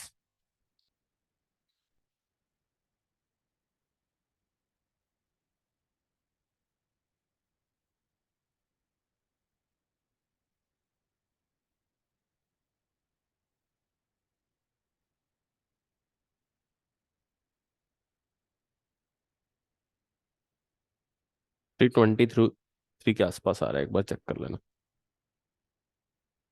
मैंने ख्याल से ना, मैंने शायद फॉर्मूला गलत लगाया, एक बार चेक कर लेना बच्चों। एवरेज क्लॉज का फॉर्मूला ठीक लगा लेना एक बार। आई थिंक मेरे से गलत लगा है। बाकी आपका लॉस यही आएगा। इसके बाद एवरेज क्लॉज का फॉर्मूला लगा लेना, मेरे से गलत लगा शायद। आई थिंक 272,800 से ये आपका अपोजिट कर दिया मैंने। 272,800 से मल्टीप्लीकेशन करनी थी, मैंने गलत लगा दिया। बाकी लगा देना, बिल्कुल सिंपल क्वेश्चन है, मुश्किल नहीं है। आ जाओ। अब आ जाओ इसमें आपके पास। आ जाइए। ब्रांच ब्रांच का, फॉरेन ब्रांच का क्वेश्चन है 5 मार्क्स का। ये भी आपके पास क्या था, ट्रायल बैलेंस बनाना होता है, याद होगा सबको। ट्रायल बैलेंस बनाना है, बहुत क्वेश्चन डाले हुए हैं मैंने आरटीपी के ये वाले। ऐसे क्वेश्चंस आपके पास आरटीपी से भी उठाए हुए हैं, और आरटीपी में हर बार ये रिपीट भी हो रहा है। तो याद होगा जब ओपनिंग स्टॉक लेते हैं तो वो किस पे लेते थे, ओपनिंग रेट पे। ओपनिंग रेट नीचे दिया होगा क्वेश्चन में आपके पास, ये देखो, 79। उसके बाद परचेजेज आपकी एवरेज रेट पे, एवरेज रेट पे किया हुआ। सेल्स आपकी एवरेज रेट पे, जितने भी इनकम एंड एक्सपेंसेस है सारी एवरेज रेट पे ली जाती हैं। जितनी भी इनकम एंड एक्सपेंसेस है बच्चों, सारी आपकी किस पे ली जाती हैं, एवरेज रेट पे। और ये गुड्स फ्रॉम एचओ, ये एक्चुअल होता है, जो गुड्स भेज रहा है एक्चुअल। इसमें कोई रेट नहीं लगता आपको। क्वेश्चन में हेड ऑफिस ये देख लेता है कि भाई मेरे को ऑब्वियस है कितने की गुड्स भेजी है, ब्रांच ये देख लेता है मेरे पास गुड्स कितने की आई हैं, वो जो हेड ऑफिस वैल्यू बताता है वही ब्रांच लिख लेता है। तो मतलब, या आपके पास इसमें जो रुपीस की वैल्यू ऑलरेडी गिवन होगी एक्चुअल में, वही पकड़ के चलनी है जिस जब आपके पास भेजी गई थी। मतलब ये नहीं है कि आज क्लोजिंग रेट देखना है, इसका ओपनिंग रेट देखना है, कुछ नहीं होता इसमें एक्चुअल में गुड का। ऑब्वियस है, नहीं तो फिर बच्चों क्या होगा, हमने फॉर एग्जांपल मैंने फॉरेन में इन्वेस्ट कर दिया, और इन्वेस्ट करने के बाद क्या हो गया एकदम, डॉलर का रेट बढ़ गया, तो फिर तो कंपनीज क्या करती रहेंगी, पैसे ही उठा के बाहर भेजती रहेंगी, और बाहर वाली कंपनीज यहाँ भेजती रहेंगी, तो ये तो फायदा ही हो जाएगा। फिर तो अपने बैलेंस बढ़ाती रहेंगी और अपनी बुक्स ऑफ अकाउंट्स बढ़ाती रहेंगी। तो हमेशा याद रखना कि गुड्स जो भी भेजी जाती हैं एचओ की तरफ से, या जो भी बैलेंस बचे होते हैं एचओ के या ब्रांच के, वो हमेशा एक्चुअल पे लिखे जाते हैं, कभी वैल्यू बढ़ा के लिखे नहीं जाते। तो एक्चुअल देखो यहाँ दे रखा है क्वेश्चन में, ऑलरेडी गिवन है कितने की, 24 लाख पे। तो इसमें यहाँ पर कितने की वैल्यू आ जाएगी, यहाँ 24 लाख आ जाएगी। और यहाँ इसकी वैल्यू दी हुई है ऑलरेडी, देखो कितने की दी हुई है, 21,90,000। नहीं तो फिर तो हर कोई राजा बन जाएगा बच्चों। सैलरीज ऑब्वियस एवरेज रेट पे, इनकम एंड एक्सपेंसेस सारे एवरेज रेट पे। सन्डी डेटर क्लोजिंग रेट पे। करंट एसेट्स और करंट लाइबिलिटी सारी क्लोजिंग रेट पे, क्लोजिंग रेट पे क्रेडिटर्स। ये भी क्लोजिंग पे कैश एट बैंक। बस ये आपको बनाना था ट्रायल बैलेंस। इसमें और कुछ दिया नहीं हुआ। सैलरी आउटस्टैंडिंग है, हाँ, ये आपको कहा हुआ है क्वेश्चन में, स्पेसिफिकली मेंशन है कि जब सैलरीज आपको हैं तो देखो आपको क्या कहा हुआ है, देखो you are required to prepare the trial balance after adjustment dollars into this, और इनकॉर्पोरेट करना है। तो ये जो सैलरी इन्फॉर्मेशन दी हुई है ना, ये ऊपर डालनी होगी। तो याद करो, जब सैलरीज को ऊपर डालेंगे ट्रायल बैलेंस में एडजस्ट करेंगे, तो आप सैलरीज को कैसे एडजस्ट करेंगे? अब सैलरी आपकी 4,000 है तो आप 4500 लिखेंगे। आपको याद होगा सैलरी की एडजस्टमेंट क्या होती थी, आउटस्टैंडिंग सैलरी जब आती थी तो सैलरी टू आउटस्टैंडिंग सैलरी। तो आप ट्रायल बैलेंस बनाते वक्त ये याद रखना कि आपने सैलरीज को कितने से लिख देना है, $4500 को कन्वर्ट कर देना डेबिट साइड, जितना भी रेट होगा, और $500 आपके आउटस्टैंडिंग सैलरी में क्रेडिट साइड लिख देना जितना भी रेट होगा। बस वो एंट्री डल जाएगी ट्रायल बैलेंस में, वो चला जाएगा। लिखा हुआ है क्वेश्चन में तो करना पड़ेगा। तो कहा हुआ है the following information is given, salary outstanding दी हुई है, एक्सचेंज रेट दिया हुआ है, average rate, you are required to prepare the trial balance incorporating above adjustment, incorporating adjustment given above. तो वो इनकॉर्पोरेट करनी ही पड़ेंगी, वो आपने करनी ही पड़ेगी। तो $500 की सैलरी ऊपर लेके जानी पड़ेगी, सैलरीज को बढ़ाना होगा और साथ में आउटस्टैंडिंग सैलरी क्रेडिट साइड लिखना होगा ट्रायल बैलेंस में। ये था पूरा क्वेश्चन आपके पास। अब आ जाओ सिक्स क्वेश्चन, ये डिस्क्लोजर का क्वेश्चन है। देखो, disclosure of accounting policy first question है, पढ़ते जाओ और कमेंट्स देते जाओ। बताओ भाई। B Limited has not been compiled with AS2 valuation of inventory and same is not disclosed in the account, same is disclosed in the notes of account management to view the financial statement true and fair। अब बताओ भाई, अगर not complied कर रहा हूं मैं, AS2 नहीं follow कर रहा, मतलब अपनी AS2 के हिसाब से कॉस्ट और मार्केट वैल्यू को नहीं लिख रहा, अपने स्टॉक को उस हिसाब से नहीं लिख रहा, तो रूल बच्चों ये कहता है कि अगर नहीं लिख रहे हो ना, तो या तो आप इसका पूरा डिस्क्लोजर दोगे और उसका इफेक्ट भी बताओगे कि कितना इफेक्ट आ रहा है, कि मतलब AS2 से अगर मैं स्टॉक लिखता हूं तो क्या आता है, और वैसे नॉर्मली स्टॉक निकाल रहा हूं तो क्या आता है। अगर मैंने खाली डिस्क्लोजर दे दिया कि मैं AS2 से नहीं लिख रहा, तो वो ट्रू एंड फेयर नहीं है। मुझे उसके इफेक्ट ऑफ ट्रांजेक्शन भी बताने हैं, तो आप इसके कमेंट में लिख सकते हो कि आपको इफेक्ट ऑफ ट्रांजेक्शन भी बताने थे। तो ये आपका प्रॉपर कंप्लीट नहीं है। तो आपको डिस्क्लोजर में ये भी बताना होगा कि AS2 से क्या इफेक्ट आया, तो वो लिखना बहुत जरूरी था। तो ये आपको इसके लिए कमेंट में आंसर आंसर देना था। इसके साथ साथ फोर ही है, 5 नंबर में एक ऑप्शन दिया हुआ, तो आपको और क्या पूछा हुआ है। एक बिल्डिंग थी 10 लाख की 1 मार्च को, बायर ने पूरे पैसे दे दिए बच्चों, पोसेशन भी ले लिया, और बुक वैल्यू थी उसकी 4 लाख की, और मैं लीगल डॉक्यूमेंटेशन अभी पेंडिंग है, कंपनी रिकॉर्ड नहीं कर रही। तो बच्चों आपको पता होगा सब्सटेंस ओवर फॉर्म और should not be legal form. अब क्या होता है सब्सटेंस ओवर फॉर्म का मतलब, कि अगर किसी चीज को मैंने बेचा है, AS1 में पढ़ाया मैंने, अगर किसी चीज को मैंने बेचा और अगर उसकी वैल्यू आ जाती है, कंसिडरेशन आ जाती है, और अगर उसके लीगल डॉक्यूमेंटेशन अभी नहीं भी गए हैं ना, तो भी वो मेरी सेल कंसिडरेशन मानी जाएगी। तो 10 लाख रुपए मेरी सेल कंसिडरेशन है, 4 लाख की उसकी बुक वैल्यू थी, तो 6 लाख रुपए मेरा प्रॉफिट है, मैं रिकॉर्ड करूंगा ही करूंगा, चाहे उसकी रजिस्ट्री कभी भी हो, चाहे उसकी स्टाम्प ड्यूटी कभी भी जाए, लीगल डॉक्यूमेंटेशन कभी भी जाए, उससे मैटर नहीं करता, नॉट भी लीगल फॉर्म, लीगल मैटर नहीं करता। अगर फॉर एग्जाम्पल 31 मार्च से पहले मैं पेमेंट ले चुका हूँ, सब कुछ कर चुका हूँ, लीगली तो रहता है, पेमेंट तो आ गई है ना, तो मेरा बुक प्रॉफिट हो चुका है। तो नेचुरल सी बात है, मुझे उसको अपने बुक्स में दिखाना ही दिखाना है। तो ये गलत है मैनेजमेंट का डिसीजन, इसलिए आपको यहाँ पर कमेंट देना है। उसके बाद कैश बेसिस पे आप बुक्स ऑफ अकाउंट बना रहे हो, डिस्क्लोज नहीं किया, नहीं बच्चों, एक्रूअल बेसिस पे बनाने पड़ते हैं। अगर कैश बेसिस पे बना रहे हो तो डिस्क्लोज करना जरूरी है, नहीं तो अदरवाइज एक्रूअल बेसिस ही माना जाता है, कैश बेसिस चलते नहीं है। अब जेई लिमिटेड डिस्क्लोज करता है sufficient accounting policy preparation of financial statement in the director code. अब डिस्क्लोज कर रहा है accounting policy preparation in the financial statement. अब बताओ भाई, मेरे को एक बात का आंसर दो, हमें नोट्स टू द अकाउंट्स बनाना जरूरी है ना? यस है। तो प्रिपरेशन ऑफ फाइनेंशियल स्टेटमेंट में हमें डिस्क्लोज करना पड़ता है कि हम नोट्स टू अकाउंट्स बनाएंगे, फाइनेंशियल स्टेटमेंट में ही नोट्स टू अकाउंट्स पार्ट है। तो अगर जो भी अकाउंटिंग पॉलिसी आप फॉलो कर रहे हो ना, उसे डिस्क्लोज करना जरूरी है। तो ये तो आपके पास इसका पार्ट ही है, तो ये कोई दिक्कत नहीं है, डिस्क्लोज कर रहा है तो वो बहुत जरूरी है, अडॉप्ट करना ही पड़ेगा, ये तो आपको बनाना ही पड़ेगा। तो ये बिल्कुल ठीक है, इसमें कोई दिक्कत नहीं है। आ जाइए। अलीवा लिमिटेड, पता नहीं कहाँ कहाँ से क्वेश्चन पकड़ के लाए हैं। ये हायर परचेज का एक और क्वेश्चन है बच्चों। बॉट करता है होम थिएटर, 40,000 रुपये इमीडिएटली कैश पे किया, 6 हाफ ईयरली इंस्टॉलमेंट है। अब ये बच्चों बच्चों हमने किया होता है ना रिवर्स वाला क्वेश्चन, हाफ ईयरली है, इसमें अब हमें कैश डाउन प्राइस बता नहीं रखा, तो कैसे निकालेंगे? 8% इंटरेस्ट के साथ, ये देखो मैंने करके दिखा रखा होगा बच्चे ने, तो मैं वही दिखा देता हूँ तुम्हें, आसान हो जाएगा तुम्हारा काम।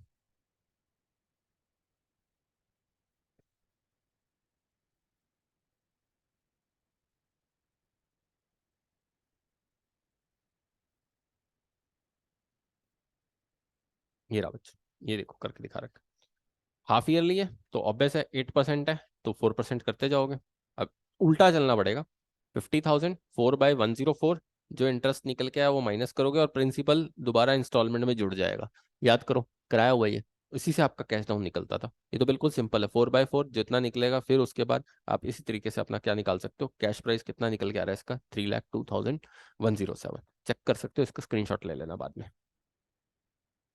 अगर यही आ रहा है। कुछ गड़बड़ हुई तो चेक कर लेना, वैसे होगी नहीं। उसके बाद आ जाओ।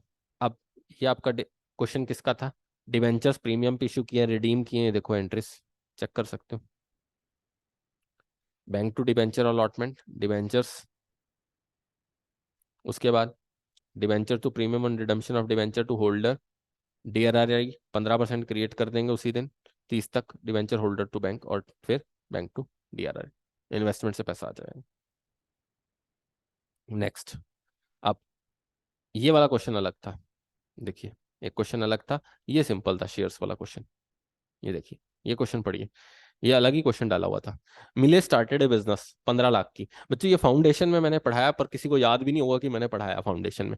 याद करो, मैंने अकाउंटिंग एस्टिमेट वाला एक कंसेप्ट पढ़ाया था आपके पास चैप्टर नंबर 2 में, और ये मैंने बताया था एक हिस्टोरिकल कॉस्ट होती है, एक करंट कॉस्ट होती है, और एक रियलाइजेबल कॉस्ट होती है। वहां से उठा लिया क्वेश्चन, बताओ भाई। अब इसने इन्होंने क्या कह रखा है, कैपिटल है आपके पास किसी चीज की, कितने की, 15 लाख की, बिजनेस स्टार्ट किया, 1500 into 100 unit, she sold the entire unit कितने में, 1500 रुपए में। तो बताइए, अगर मैं 1500 यूनिट लगा के 100 रुपए के, 1000 रुपए के हिसाब से लगाता हूँ, तो मेरी कैपिटल कितने की बनती है, 15 लाख की। बट अगर मैं इस पूरी यूनिट को बेचना चाहता हूँ 1500 रुपए के हिसाब से ईच यूनिट, तो कितने की बनती है, 22.5 लाख की। तो नेचुरल सी बात है, अब इसको बोलते हैं कैपिटल इंस्टेंट कंसेप्ट, जो आपका बोला जाता है, इंटैक्ट कंसेप्ट बोला जाता है। इसमें है क्या, मैं अगर हिस्टोरिकल कॉस्ट पे लिखूं, मतलब 15 लाख पे ही लिखा रहने दो, मार्केट में वैल्यू कितने की मिल रही है, 22.5 लाख, तो मैं 7.5 लाख अपना क्या मान सकता हूँ, प्रॉफिट बुक कर सकता हूँ, प्रॉफिट विड्रॉ कर सकता हूँ। यही वही था, याद करो, हिस्टोरिकल कॉस्ट पे लिखते थे, अकाउंटिंग एस्टिमेट वाला कंसेप्ट है ये, अगर आप ढूंढ के लाओगे तो दिया हुआ था इसमें, historical cost, current cost, realisable value. वो कॉस्ट किसी चीज को खरीदने के पॉइंट ऑफ व्यू से समझाया हुआ था, यहाँ मैं बिजनेस स्टार्ट कर रहा हूँ और उसके बाद अगर मैं बेचने की बात करता हूँ, तो ये कैपिटल इंटैक्ट का पॉइंट बताया हुआ है। ये आपके पास वहां से कवर करके इंस्टीट्यूट उठा के लाया इसको। अब करंट परचेजिंग पावर कितने की है, अगर मैं इंडेक्सेशन के हिसाब से देखूं, 15 लाख मेरी हिस्टोरिकल कॉस्ट थी, आज 125 के हिसाब से 100 अगर उसका ओपनिंग इंडेक्स हो, तो आज वैल्यू कितनी होनी चाहिए, 125/100, 1875। और मार्केट वैल्यू कितनी है उसकी, 22.5। बाकी का बच्चा बचा हुआ है, मैं प्रॉफिट बुक कर सकता हूँ, कितना बनता है।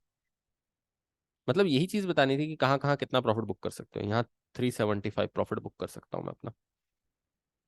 और अगर इसको 1350 पे लूँ, 1500 इंटू 1350, 1500 यूनिट है ना मेरे पास, 20,25,000। आज उसकी मार्केट वैल्यू कितने की, 22.5 की। तो उसका फर्क कितने का, वो भी मेरी क्या बन सकती है, 2,25,000 मेरी प्रॉफिट एंड लॉस में विड्रॉ कर सकता हूँ। तो ये कंसेप्ट है आपके पास बच्चों, ये आपके पास था इसमें अंदर, अगर आप इस क्वेश्चन को करना चाहते तो ये आपको प्रॉफिट विड्रॉ कर सकते थे, ये आपको बताना था। नेक्स्ट आपको दे रखा है, देखो 21 लाख शेयर्स हैं। अब ये भी क्वेश्चन इजी था, बट कंफ्यूज कर रखा है इसमें भी, देखो क्या कर रखा है, 1.5 lakh shares 10 each fully paid up, और 1 लाख शेयर्स 6 ईच। ऑब्वियस है, पहले तो इसको फुली पेड अप बनाना होगा, और कहा हुआ है बोनस किस लिए दिया, पार्टली पेड अप को फुली पेड अप कन्वर्ट करके।